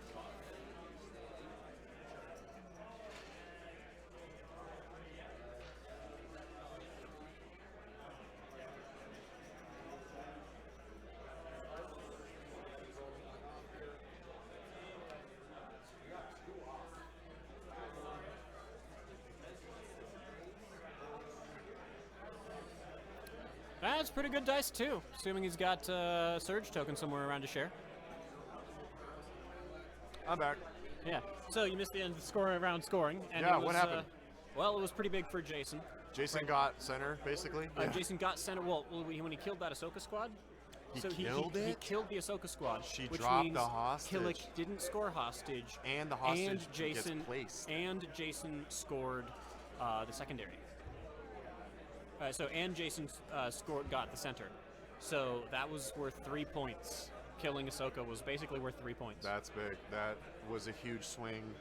That's what I mean. Jason's target prioritization, his ability to immediately evaluate the threats and what needs to die is probably one of his best assets as a player. He's fit. I have another box.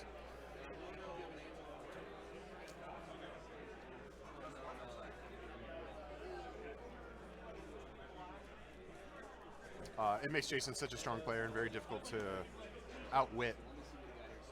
Just constantly adapting.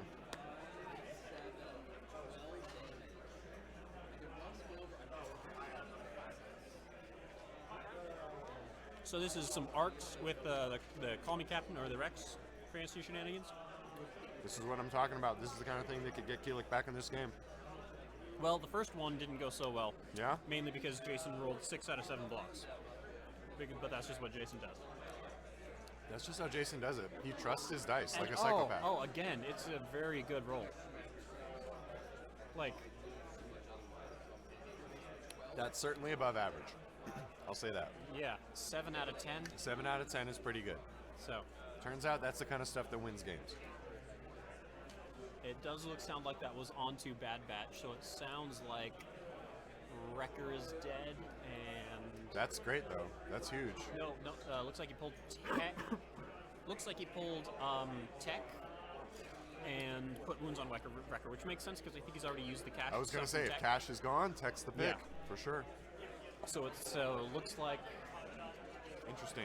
Okay, so looks like Tech is dead and 2 wounds on Wrecker is what it sounds Kilyk throwing haymakers here, right? We're moving into that mid-game stage where all that CQC stuff can really start shining, being at their best. I'm sure we're going to start seeing medic charges flying off the wall here because this is where the scrum gets really violent.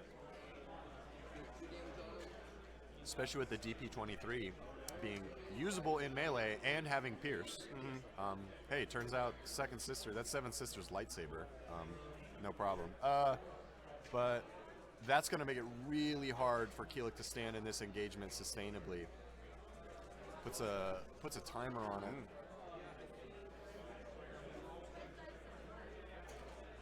All right, so that's Commandos shooting at ATRT, it looked like. Oh, no. And that's the ATRT. Oh, that is the opposite of good dice. Yeah. We don't want to see that. Right. That's Yes, okay. I will say that ATRT was pretty heroic for contesting that POI as long as it did. Yeah. Killing a commando isn't nothing. And it did yeah. deny Jason a point. Yes, that's important. So I think well done from Kilyk there. That was a good allocation of that ATRT. And here we go. We're moving into that late game stage where Kilyk can really start to muscle up with these arcs. And I know Jason's going to start feeling that heat. Clones trade exceedingly well, but they can't do it forever. And this left side of the Ferrex Tower has been very unforgiving to Jason in terms of getting onto the center. And Kilyk's done his best to capitalize. I think we're going to see a lot of dead clones from Jason here. That attrition's going to start swinging the other way now that these arcs are in range.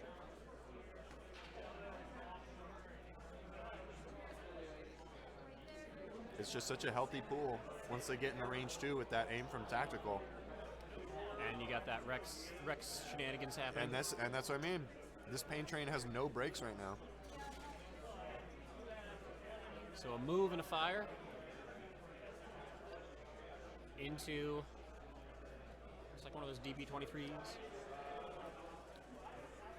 Yeah, it's frustrating needing to dig out those heavy weapons from behind those 4 other clones.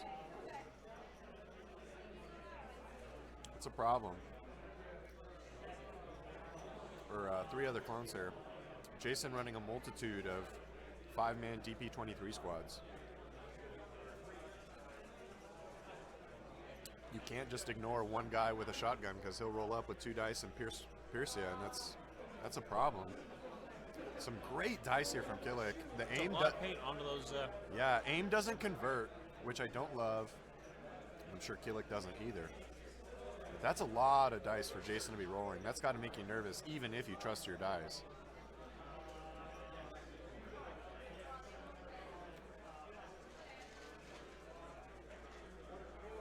Oh my God, what? Jason, can you not, dude? Seriously? Oh, jeez. I mean, what was that? 4 out of 7 on cover? An absolutely disrespectful cover roll.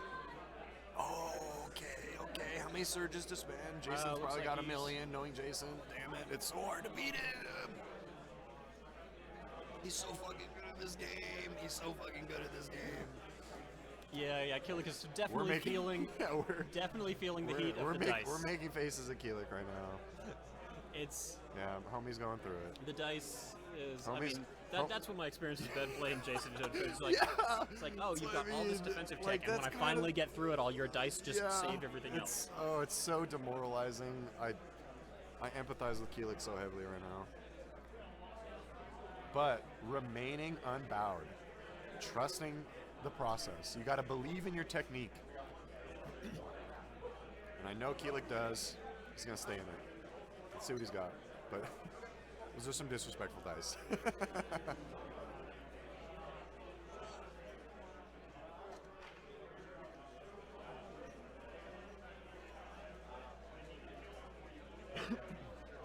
Jason just continuing to toilet bowl in here.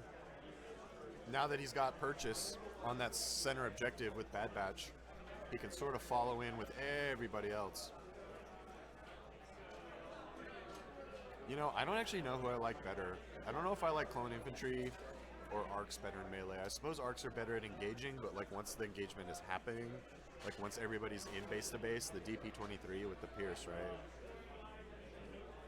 It's absolutely crazy that this squad rolls the same dice all the way from range 2 to melee with Pierce. Nice. That's a good roll from Kilyk. He needed that badly. But Jason trying to remove the Rex as long as he has a face up with Call Me Captain, but some durable dice there.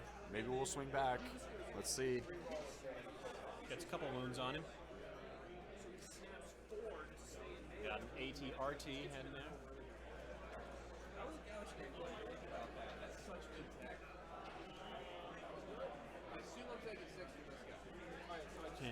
So the camera trying to focus on the hair. I was like, no, we don't care about the hair. Focus on the mix. Kilyk's got nice hair though, dog. Yeah. Like, yo, let's be real about it. Homie's got good hair. I don't know, the back of my head doesn't look that good. Yo, we can't. I can't hate on good hair, dude. Kilyk did procure his ATRT, so I think he's just sort of evaluating his available targets, just chatting it through with Jason here, making sure everybody's clear on cover. But this is just a brawl from here out. Kilyk's going to make contact with a lot of these ARC squads. I would use this ATRT to hold that left POI, which I'm sure Kilyk's going to be doing. This is sick. This is an ATRT with Call Me Captain. That is really cool. Damn, that's some tech. That surges to crit, doesn't it? Yep, that's some tech. It's pretty tight, dude. Nice. Yeah. That was nice. All right, let's see it. Let's see Jason. Okay, I mean, that's average. We'll take that. Yeah. One out of 3, and then he's rolling on 5. Watch him block 4. Don't say that. Don't say that. Let's not commentators curse Kilyk here. Okay. Let's see what happens. I'm trying to commentators curse. There we go. I'm trying to commentators curse Jason. You see? Dice do dice. Dice do dice things. All right. And that was the hostage squad. That was the hostage squad. Kilyk's got some juice. Maybe. Let's go. That's what he needed to get in this game. Was it? I think we're dropping the hostage. I think Kilyk is currently measuring where he would like to put Jason's hostage now that that squad is dead. Okay. Be cool. Be cool. We got a game. Everybody be cool. The dice are doing dice things. We take that. But Jason, I think, has the activations to hop up there and pick it up again. Yeah. Is it free for the hostage? No. Okay. It's an action. Okay. Otherwise, Jason would have scored even more points last time. Because you can have both, right? Yeah. Doesn't? Oh, actually. You can have both, but you only get 2 points if they're on different squads. Yeah. Yeah, that's what it is. Jason procures his Rex.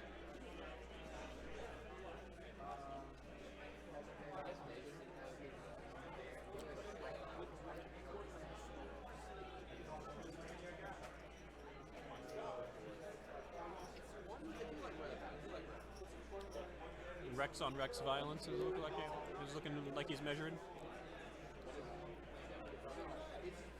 I'm pretty sure he's committed to that first move there.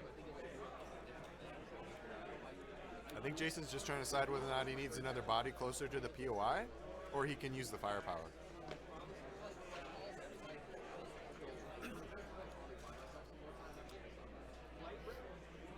Thinking it through here. Might be happy with just the one aim. If he moves again, he gets a second. But he's scared. You know what? Call Me Captain has Jason shook right now. He's not liking that. Jason definitely knows he's lucked out of a few of those rolls and doesn't want to make any more if possible. Well, the concern then is Kilyk's snipers haven't gone yet, and they'll get the Call Me Captain. Yo! All right. Kilyk's got the tech. Good call. That's actually sick. Okay, I need to figure out. I need to get some time to get my commandos with Call Me Captain. That's juice. Oh my god, 7 red dice. Get out of here with that. Stop. Surge to crit if your opponent's in the right Yeah, spot. that's sick. Yeah. Jason coming in with a Rex shot here. Into some cover, nothing peels. Kilyk's dice are alright.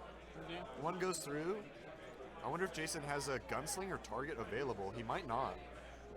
That may have been why he was considering a second move. If he wasn't happy with getting a second gunslinger shot.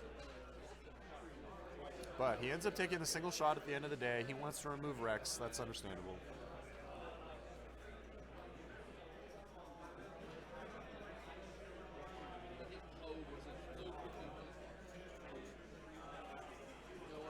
And now we get some sniper action with Call Me Captain. This is actually so sick. It's a full boat. All right. We may be able to get something done here. Snipers, of course, no longer have Pierce. You have to choose between the automatic wound or make your opponent roll dice. Jason, of course, Kilyk will, of course, opt to have Jason roll the dice. Yeah, Heavy cover removes 1 there. But still got Still 5. a lot of damage. Oh. Jason, stop. Oh, and he just spends the surge. Jason, stop. 2 suppression. Really good. Really that good. overwhelm is. Yeah, Overwhelm, don't get me wrong. Overwhelm is really good. I think Overwhelm is the best thing snipers do.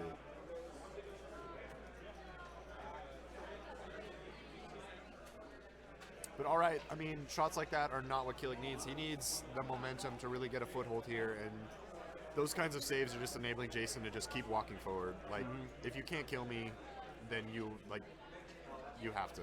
You have to. Because those DP-23s are just going tick-tock. Oh, Every and time there goes Rex goes down. just some commando sniper fire. What I will say is that was a very fine Oh yeah. call me captain turn. I mean, and it should have been better. It should have been better. way It should have been better. That's what I mean. Kilyk didn't do anything wrong there. Just unfortunate with the dice.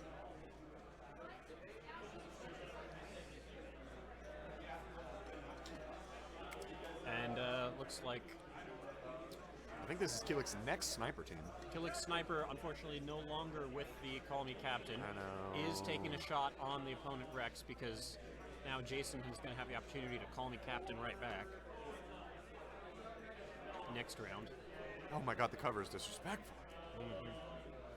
The cover is disrespectful. That's crazy. Okay, what are Kilyk's options here? I'm not sure there's too many. It's basically flood the middle and roll saves. Yeah. Yeah. I mean, he does have a nice stream of arcs just kind of yes, pouring in. I was going to say, he has a great conga line of, like, medics, right? Everybody's in range to support each other, right? And that's still going to be a lot of arcs. That's, like, those arcs have really not taken much, any damage. Yeah, Jason has really been allocating his firepower outside of those elements. So even though the remaining elements that Kilyk has on the board are looking a little lonely, they're standing tall. We have a lot of density here remaining. Jason, with the activation advantage, of course, is going to leverage that as much as possible. I'm kind of thinking that those snipers at this point in the game aren't going to be able to do a ton. So you might actually just pull one down to claim that back objective and push the ATRT forward at this point. I love that. Yeah, 100%. Right, you have to get that ATRT in the conversation in the middle. Yeah. The strike teams are You great. get more health in there. You get Right. Yeah. I don't think there's any amount of damage those strike teams can do that's going to be worth more than getting that ATRT into the middle. Even if it's just a body block, making it harder for your opponent to stand on the objective while you're scoring it is is gold standard. Like, you should particularly because there is a possibility to stick one of those squads behind the wall there, and then they're not dying. They're fine. Yeah. That's me. Kilyk is muscled up heavily here. Just all these arcs, all these medics. Like, nothing's going anywhere for a while, but it's going to be a brawl. It's going to be an absolute brawl. I love Kilyk's list here. It's just it is cool. Jason's dice. Yeah, that's what I'm saying. I don't think Kilyk's really done anything wrong here. I think his strategy in general has been it's been okay. I think yeah, you're right. The 5 squad. Yeah, you're right. Yeah. I agree with that. Actually, I think that that was definitely an error. But in terms of managing this engagement from the left side approach here, I think the way he's muscled up his arcs, kept everything coordinated, threat saturated well, there's a chance.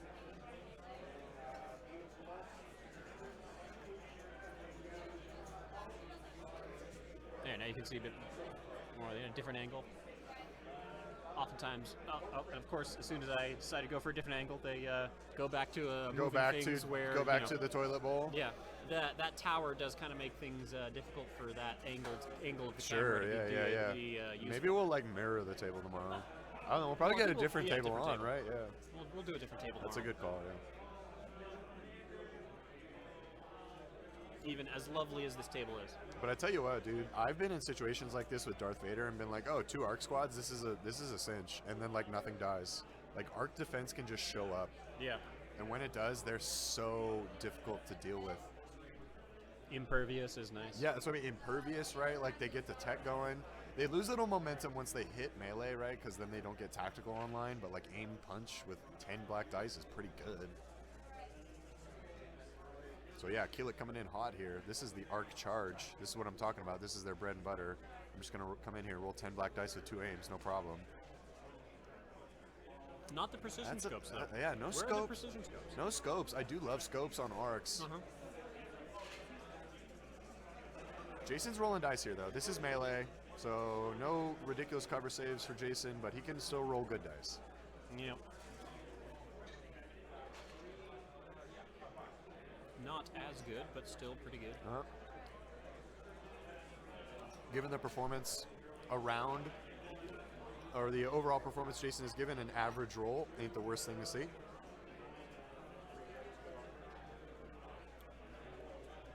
All right, so they are moving to the end of round 3. They are playing at a good clip.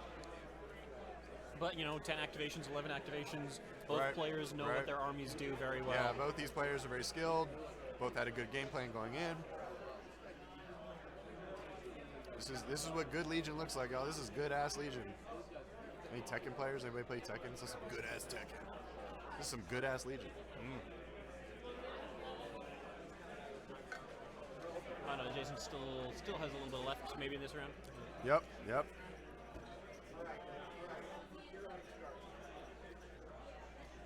Oh, jeez, look at this scrum, dude. They're just like cohering at this point, making sure that everything is squared away.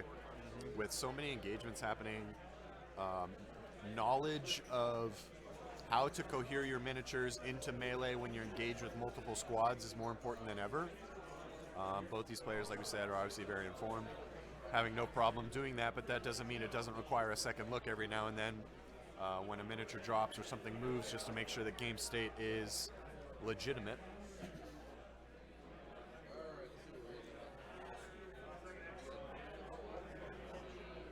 So the thing that we were discussing that was a big thing at the end of last round that you missed the discussion Yeah.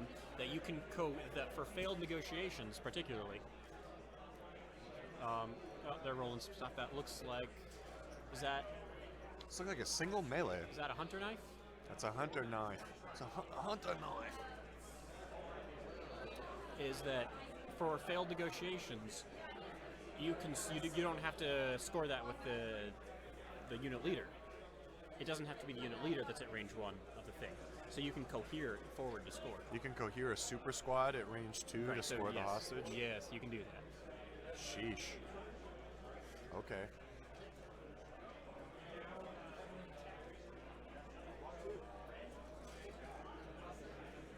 All right, Yep. we're getting a batch activation here. Yep. Bad Batch is rolling.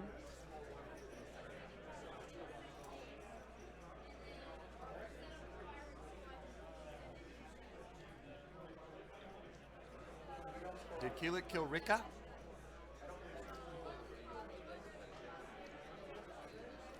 Kilyk killed Tech. I think Wrecker's still on the board. All right, So I don't- so this is going to be a big melee swing then.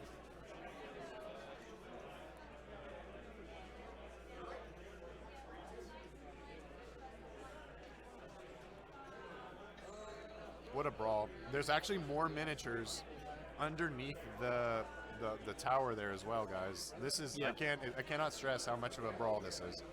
Gosh, I need more camera angles. Yeah, right. We gotta get boots on the ground. We gotta get Xander with the live cam from the painting contest. I mean, we can do that. That'd be sick, dude. That'd be sick. Looks like Jason is pondering a move up onto the roof here. Can't find a stable place for the mini. Isn't happy with it. Decides to find a new option.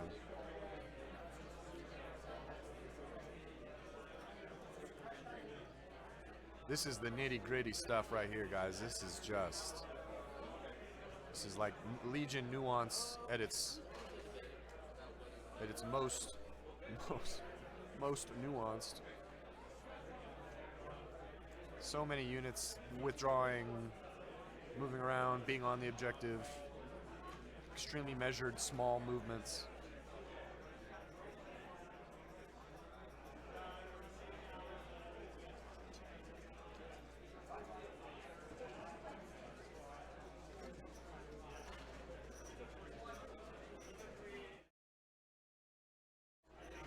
No, that didn't. Okay.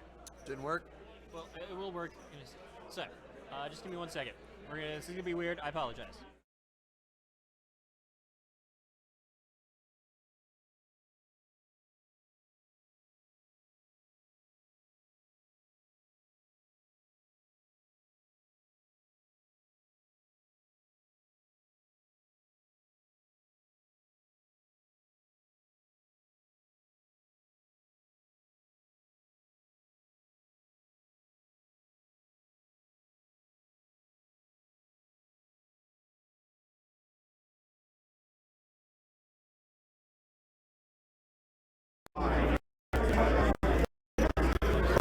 All right. We're going here.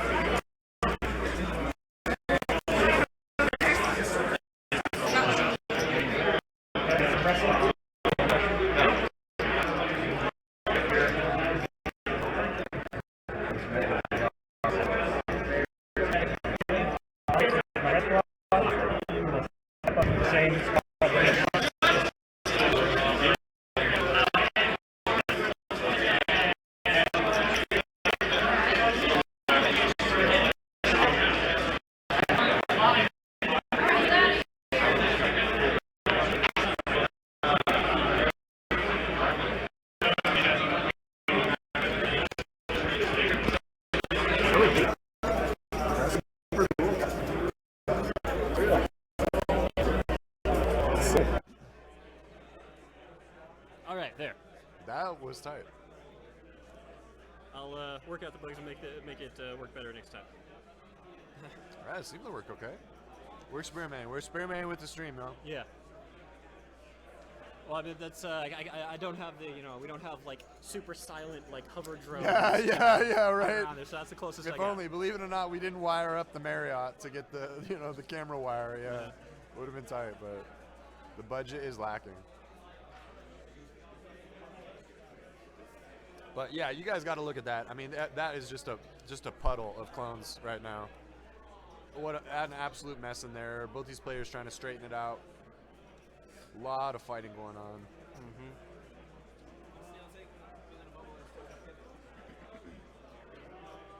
Jason's got a whole handful of dice there. It looks like a DP23 getting ready to swing.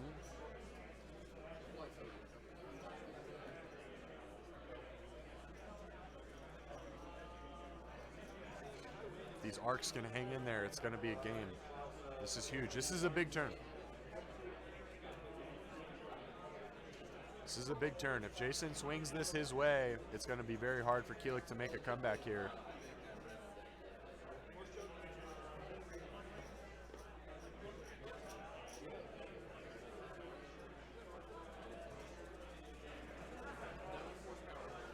Just counting minis, looking at what squad, what minis belong to what squad. Yep. So that Jason knows Precisely.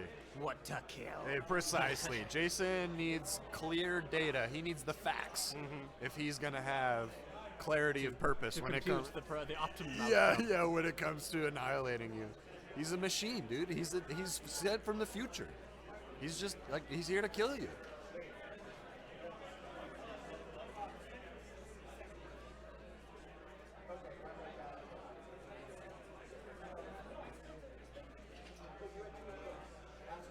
All right. He is crushing Dream Crusher's Yeah. dreams. It looks like they've agreed on who's engaged where, and Jason's gonna roll some dice. We got a DP23 squad Shooting probably into one of those arcs in that squad. But it's really hard shooting somebody in the face. Of this, I'm sure. I think they were doing cover and decided. Okay, so I think Kilyk's gonna lose one here because I'm pretty sure Impervious is gonna be in play. Oh, there it is. Oh, there's the Impervious. There's Impervious, so nothing. I think Pierce is taken care of with that. Yeah, assuming if he's got a search token about. Yes. Which he does not. Yeah, he So couldn't looks afford the like- reliable or He's the picking up one guy. one But, arc. Yeah, that's not bad. that's good trade, right? That's exactly the kind of value I'm talking about. Bring that arc back, and then suddenly you're punching with 10 dice again.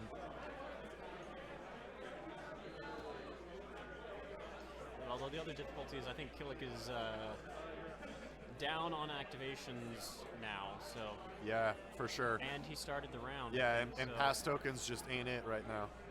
So Jason kind of has the run of the board, and now we're. Yeah, we're gonna feel that here at the end of round 3.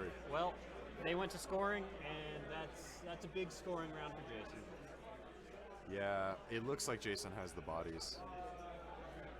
And Is I'm he- not sure where hostages lie currently, but I'm fairly certain that that's Jason's hostage just to the south of the Yeah, tower so there. Jason was able to pick up that hostage and score, Yes. and score center, and score right. So that's going 4 points That's gonna to be a Jason 4-point swing. and only 1 point to Kilyk. So It's going to make it a very difficult battle here. yeah.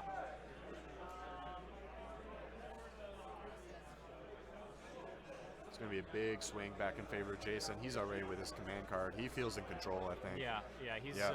I'm assuming it's Call Me Captain, right? I think Jason, yeah. This has to be, right? That's what I was about to say. I think Jason just wants to Unless flex. he feels mercy, unless he has mercy, what? but I don't think. No, that's not in Jason's vocabulary, dude. He doesn't know what that is. He's not here for that. Yeah. Get out of here. So we'll see what the pick ends up being for Kilyk. Reflections is what it ends up being. It's glare. Shiny glare. Let's see. We might be able to surmise just based on where Jason ends up with his orders, but that does look like Call Me Captain. Yeah, I don't know. Could be Darkness Descends for all I know. A roll-off occurred. Yeah, So and, I feel... and there was a 1 pip, so that's another 1 pip. Yep. Jason does indeed end up with a face-up on Rex. Real fast, just clarifying. Pierce is a main. You can choose not to use it. Correct. Thank you.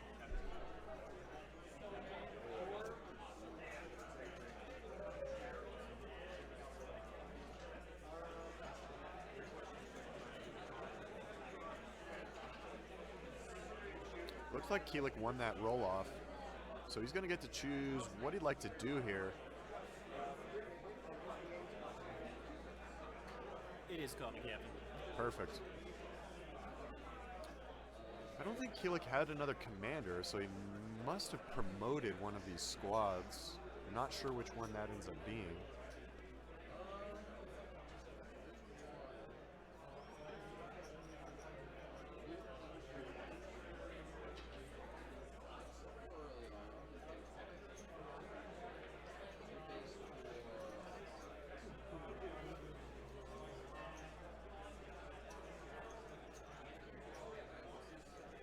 Yeah, I should use a phone camera more. It's so much better than the webcams. What's that? The phone cameras able to pick up so much more than the webcams. Yeah. Oh, no, that's what I mean. I was watching it on the stream. Like, the quality was awesome. Yeah, we should definitely, like, do that.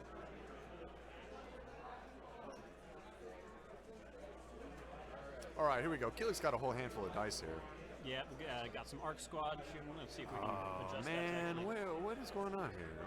Okay, all right, good conversion. Second aim, decent conversion on that one. And even Third more aim, more aims. I don't know where they're coming from, but I'm assuming our players are keeping it squared after away. all of those aims, only 4 Yeah, rounds. that's disappointing. Okay, all right. Gonna so- have a search token to use, but And probably another.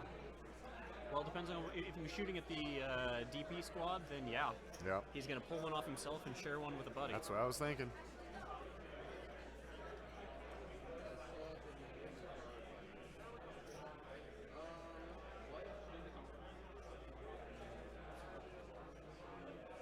Jason showing the efficiency of small non-beef clones today. Yeah, you know what? That DP23, dude, is what it is, right? Like, Pierce 1, Yeah. and, like, what are you going to do? Leave 2 guys running around with Pierce 1? Like, you have to kill the shotgun. It's very frustrating to deal with. Jason knows it. Brought a whole bunch of them. Mostly because games end up looking like this way more often. And, hey, when I have Pierce 1 and you don't. Yeah, 4 DP23. 5. clones He being put it on the produced. 5 squad as well. He's got 5 DP23s. Oh, That's yeah. what I mean. Yeah, Pierce is like, that's the list. So I mean, it's crazy that they roll the same dice all the way from range 2 to melee.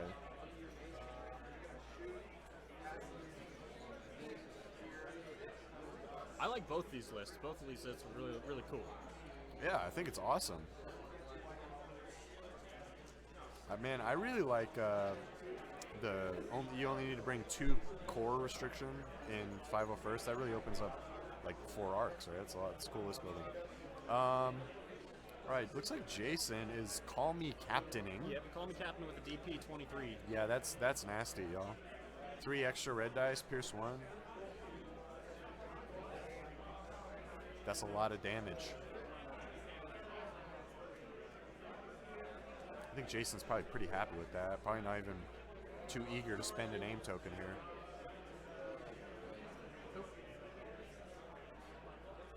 Network error. Hopefully we'll come back. Okay, it says we're back. We're back. Hopefully on the stream we'll be back here. Had a minor.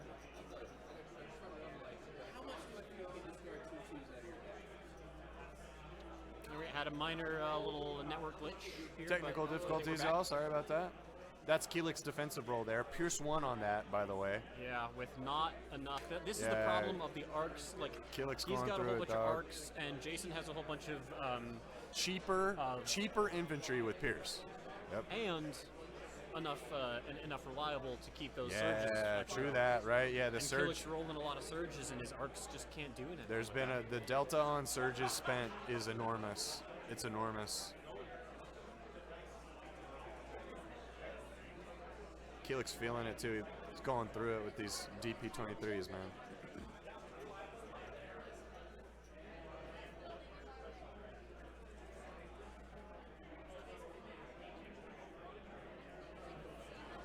We are in round 4. Sorry, I forgot to update that. Yeah, these fellas are playing at a great pace here. Yeah, It's usually starting to makes slow down, right? You know, once the brawls start happening, you need to be a little bit more considerate about your movement and exactly where you're allocating your attacks. But as that happens, things die. So things start to move a little more quickly.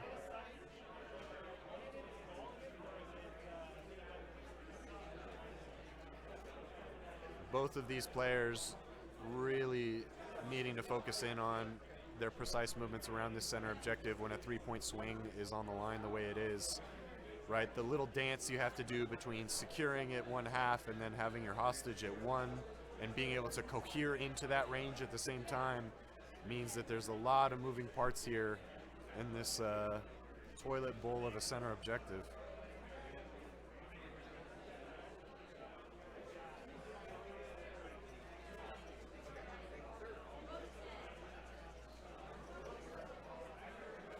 Yeah. I feel like, where's Bad Batch?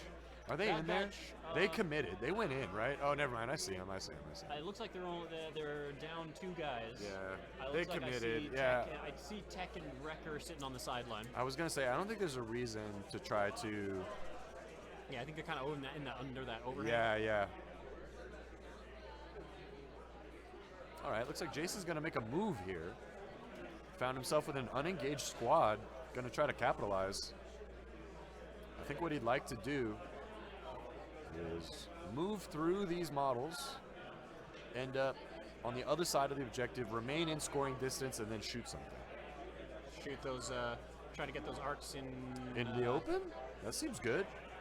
Yeah, you still can't shoot. Oh, I suppose he could shoot strike teams. Strike teams are no longer incognito, of course. Yeah. Okay, heavy cover. Heavy cover versus the open. Yeah, maybe you do that, right? Especially with the Pierce.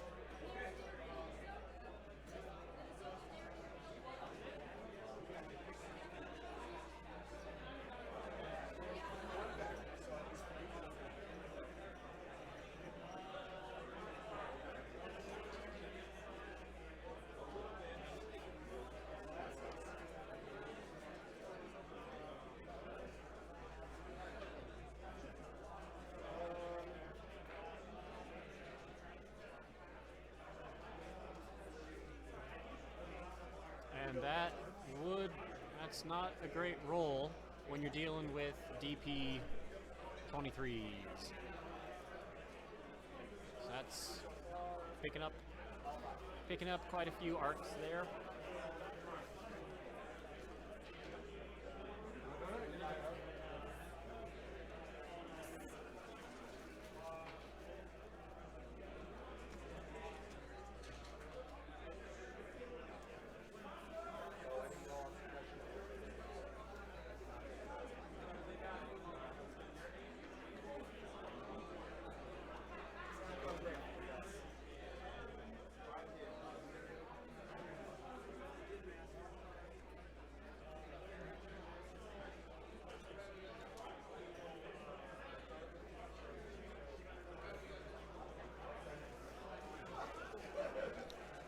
Sorry, y'all. It's that part of the stream where we start snacking. All right. right, looks like Kilyk's coming in with his 4th and final squad of arcs. It's crazy he has an intact squad of arcs after all this. But no better time than the present. When you're down 5 points, it doesn't make sense to not commit.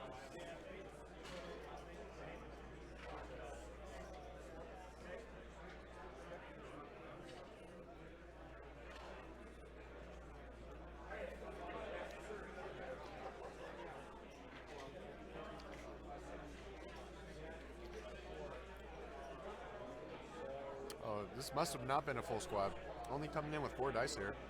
Yeah, there were just the squad that just moved. Looked like there were just 2 of them left. Oh, this is the squad that just got shot. Yeah. I wonder if he medicked a model back before he did that.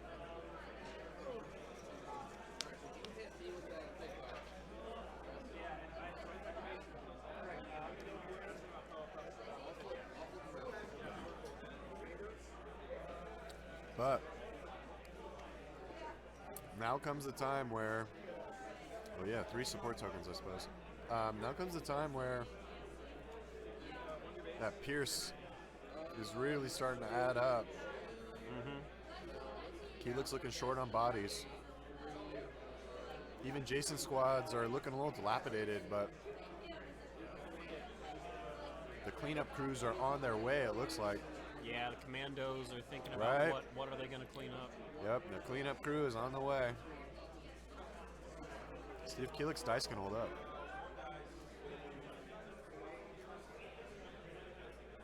That commando. They never lost any other miniatures than the first mini they dropped to that ATRT. So these 3 guys have had free reign of Kilyk's backline here for the rest of the game, essentially. They just kind of followed Bad Batch in, and now they've been taking pot shots. Yep. And securing that back point. Dude, it's crazy that Jason got a squad that far to the north. I can't believe that. He ran that squad all the way around the left side of the tower there. That was some serious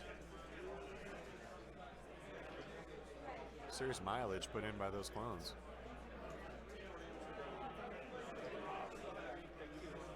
No help from cover. It's all right. Just roll blocks. Just roll blocks. Hey, there's some blocks. Okay. Don't worry about it.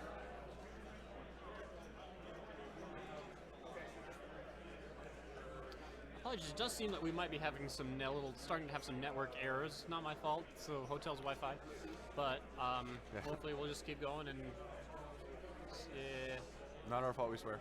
yeah.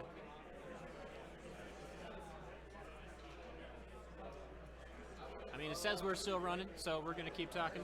Yeah, we may as well. We'll take it.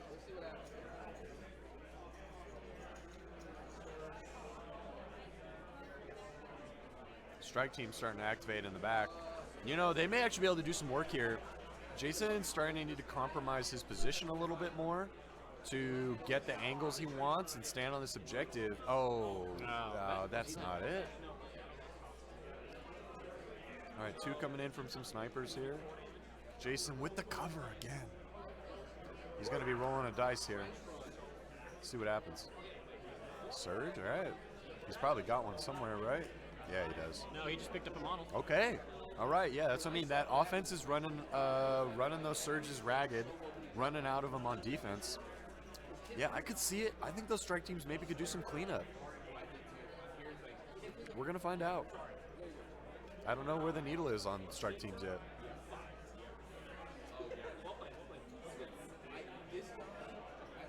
All right, Jason pulls a core. Let's see what we got. Still got so many bodies that just thrown into those arcs, punching some more arcs.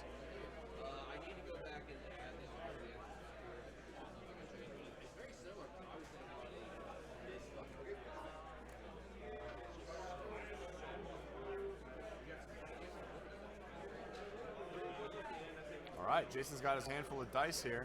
Yep, starting off sounds like it's DP23 squad, and with Rex's help. Some Call Me Captain action. Does that work in melee? It does. It Yeah, does. it It does. Because Yeah. it's just, it's That's just like, you just add the dice. It's pretty tight.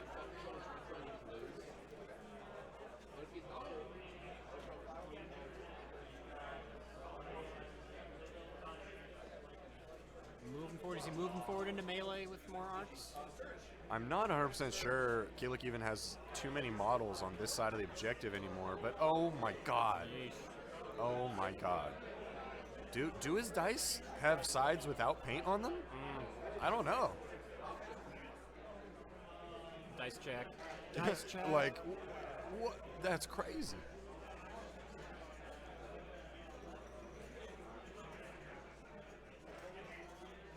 Oh, that's not a cover save. That's a cover nothing. Kilyk's checking his bingo card at this point. He's like, oh, is rolling nothing on cover on my bingo? Maybe I'll win that.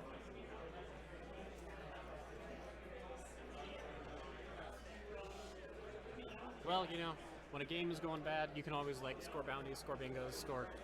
That's what RMO's all about, baby. Game stuff. That's what RMO's all about.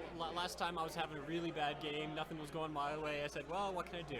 Hey, there's a bounty on the board to kill. To kill. I'm just gonna do that. All right, we're gonna just do that. Oh, that's a good save. That's a good save. Kilyk, that's what I'm talking about. That's what you need to see, dog. Yeah. Even though art probably doesn't have a search token, just taken away too. I mean, That's okay. That means you're still alive to score. That's all you need.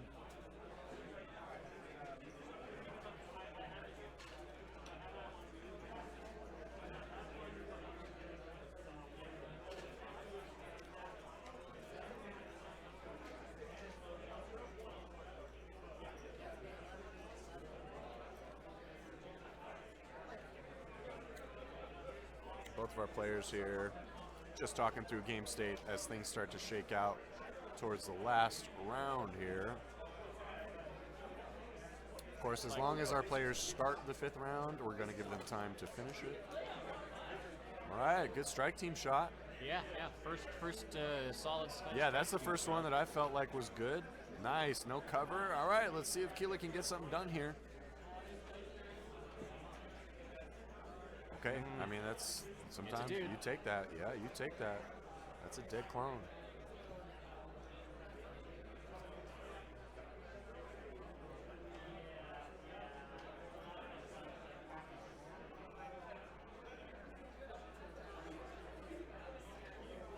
This looks like a rally roll happening here.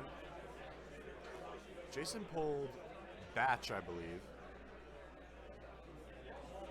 So he's just trying to figure out exactly where he wants to allocate their firepower. This may end up being a split fire, we'll see. Although if they're in melee, I believe they are. I think they're fighting arcs right now. Yeah. That looks more like commandos. With the Grex. Oh. Is that? Oh, that's a lot of surges. That's a lot of more surges on things that don't surge. Yeah, that was Batch with Call Me Captain. Oh, my Lanta. I think that was commandos with Call Me Captain.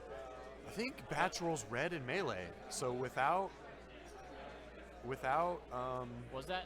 yeah, because Jason had pulled his operative token. I saw the token. Yeah, I can't remember what Batch rolls in melee. Because I'm dead before they get there most of the time.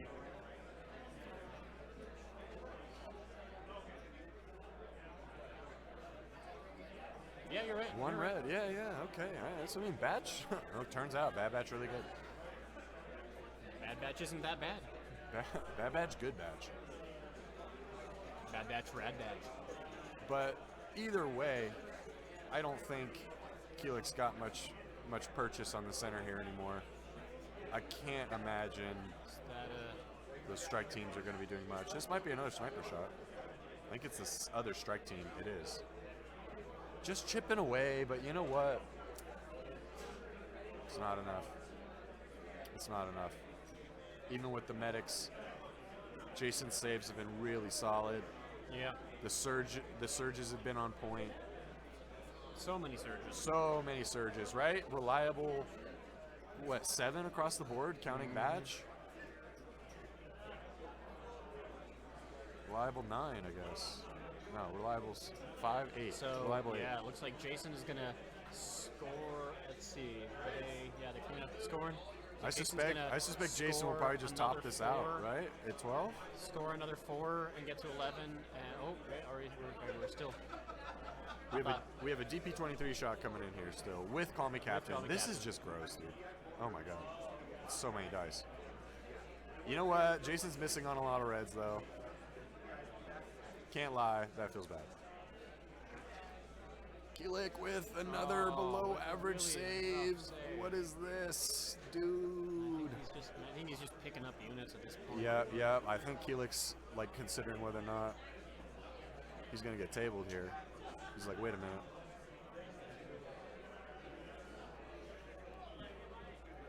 Yeah, he needed like 6 saves, and this one was not it.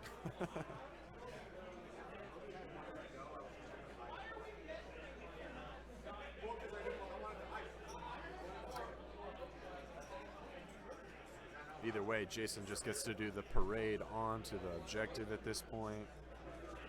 I don't know. Does Kilyk have? I think there's no recourse left. Yeah, I think unfortunately for Kilyk, I think too many losses early, like all that attrition added up. I think this arc engagement was managed well, and I think if it was properly backed up by the 5 squad and the Ahsoka squad actually did fine. I think if the 5 squad had been in good position, this engagement would have looked a little bit different. I think Kilyk just got baited early, right? Really wanted to pick up that commando, break that Katarn or whatever it is, and then apply pressure, but big old bait. That's bait. Jason knew it.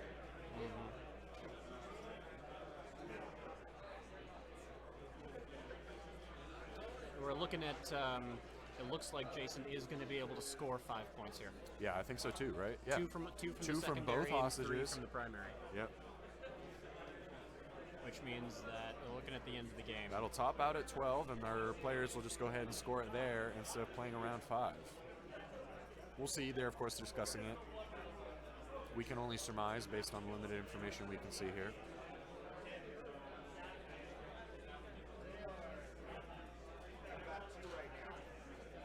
Yep, he just marked it as. Yep, but Jason is putting the hurt. Yeah, just absolute domination in the middle.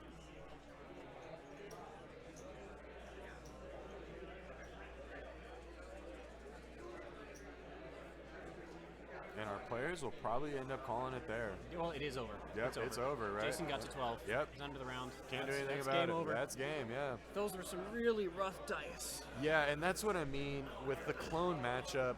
It's either a bloodbath or nothing dies, right? And it kind of comes down to whoever's dice break first. And Kilyk's broke, and they broke hard. Right there in that mid-early game, like I think Kilyk did use his get-out-of-jail-free card for what it's worth pretty early on the 5 squad. They took some fire that ended up bouncing off. That was pretty inconsequential, but the next 2 or 3 shots ended up really doing the damage that mattered. Yeah. I think that was just bad positioning, a little bit too early on the jump. Like, you know, hold that squad. You don't have to be out there, out the rip, just because Jason decides to infiltrate some commandos. Yeah, I think that ended up that bait ended up paying huge damage or huge dividends for Jason. Because all Kilyk had left to respond to that was that one beef squad and Yes. the ATRT. Right. And the beef squad is like, oh, you can't kill commandos in one. Yeah, one hit. you can't do it. Exactly, and that's So- really what they rely on, that brute force, right? And the combination of the chip damage early and that loss of the 5 squad really put Kilyk in a tough spot. It was going to be an uphill game from that point forward for sure. Like I said, I think that engagement on the left was actually pretty well managed from Kilyk. It just, by that time, it was 700 points versus 1,000 points, and we all know how that goes. So our players here just submitting their match, wrapping things up, which means Jason will indeed be moving on to day 2. Well, anyone who wants to can move on to day 2. That's It's true, it's actually. cut. That's true. Anyone who wants to. But if you want to come back, we will have, so we won't have any on stream, unfortunately. We'll have two more regular games on stream tomorrow, the semifinals and then the finals. The rest of the game teams, other people will be playing some chaos doubles maybe I'll try to walk around a bit and show off a little bit of that. Yeah, when there's time. doubles is super tight. There's lots of cool shit with doubles. So, yeah, you can play multiple factions in doubles, mix command cards. It's really cool. But yeah, we're definitely gonna stream the semis and the finals tomorrow. So you guys might see Jason again. We will see. Only time will tell.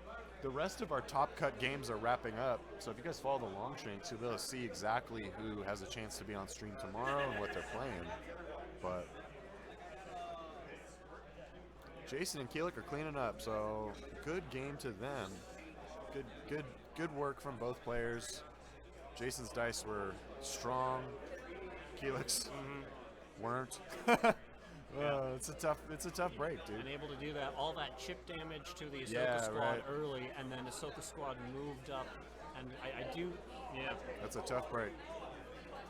Well played from both players, though. Kilyk 2-1. 2-1 on day one is nothing to scoff at. Yeah.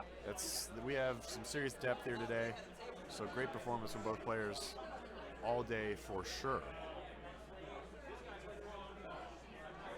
I'm gonna go peek at Chris versus Dustin. Hey, Jason. I think something went wrong. Your game just came through as your distance 2 on Alan, so I think something came through.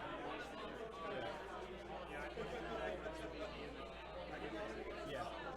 Cool.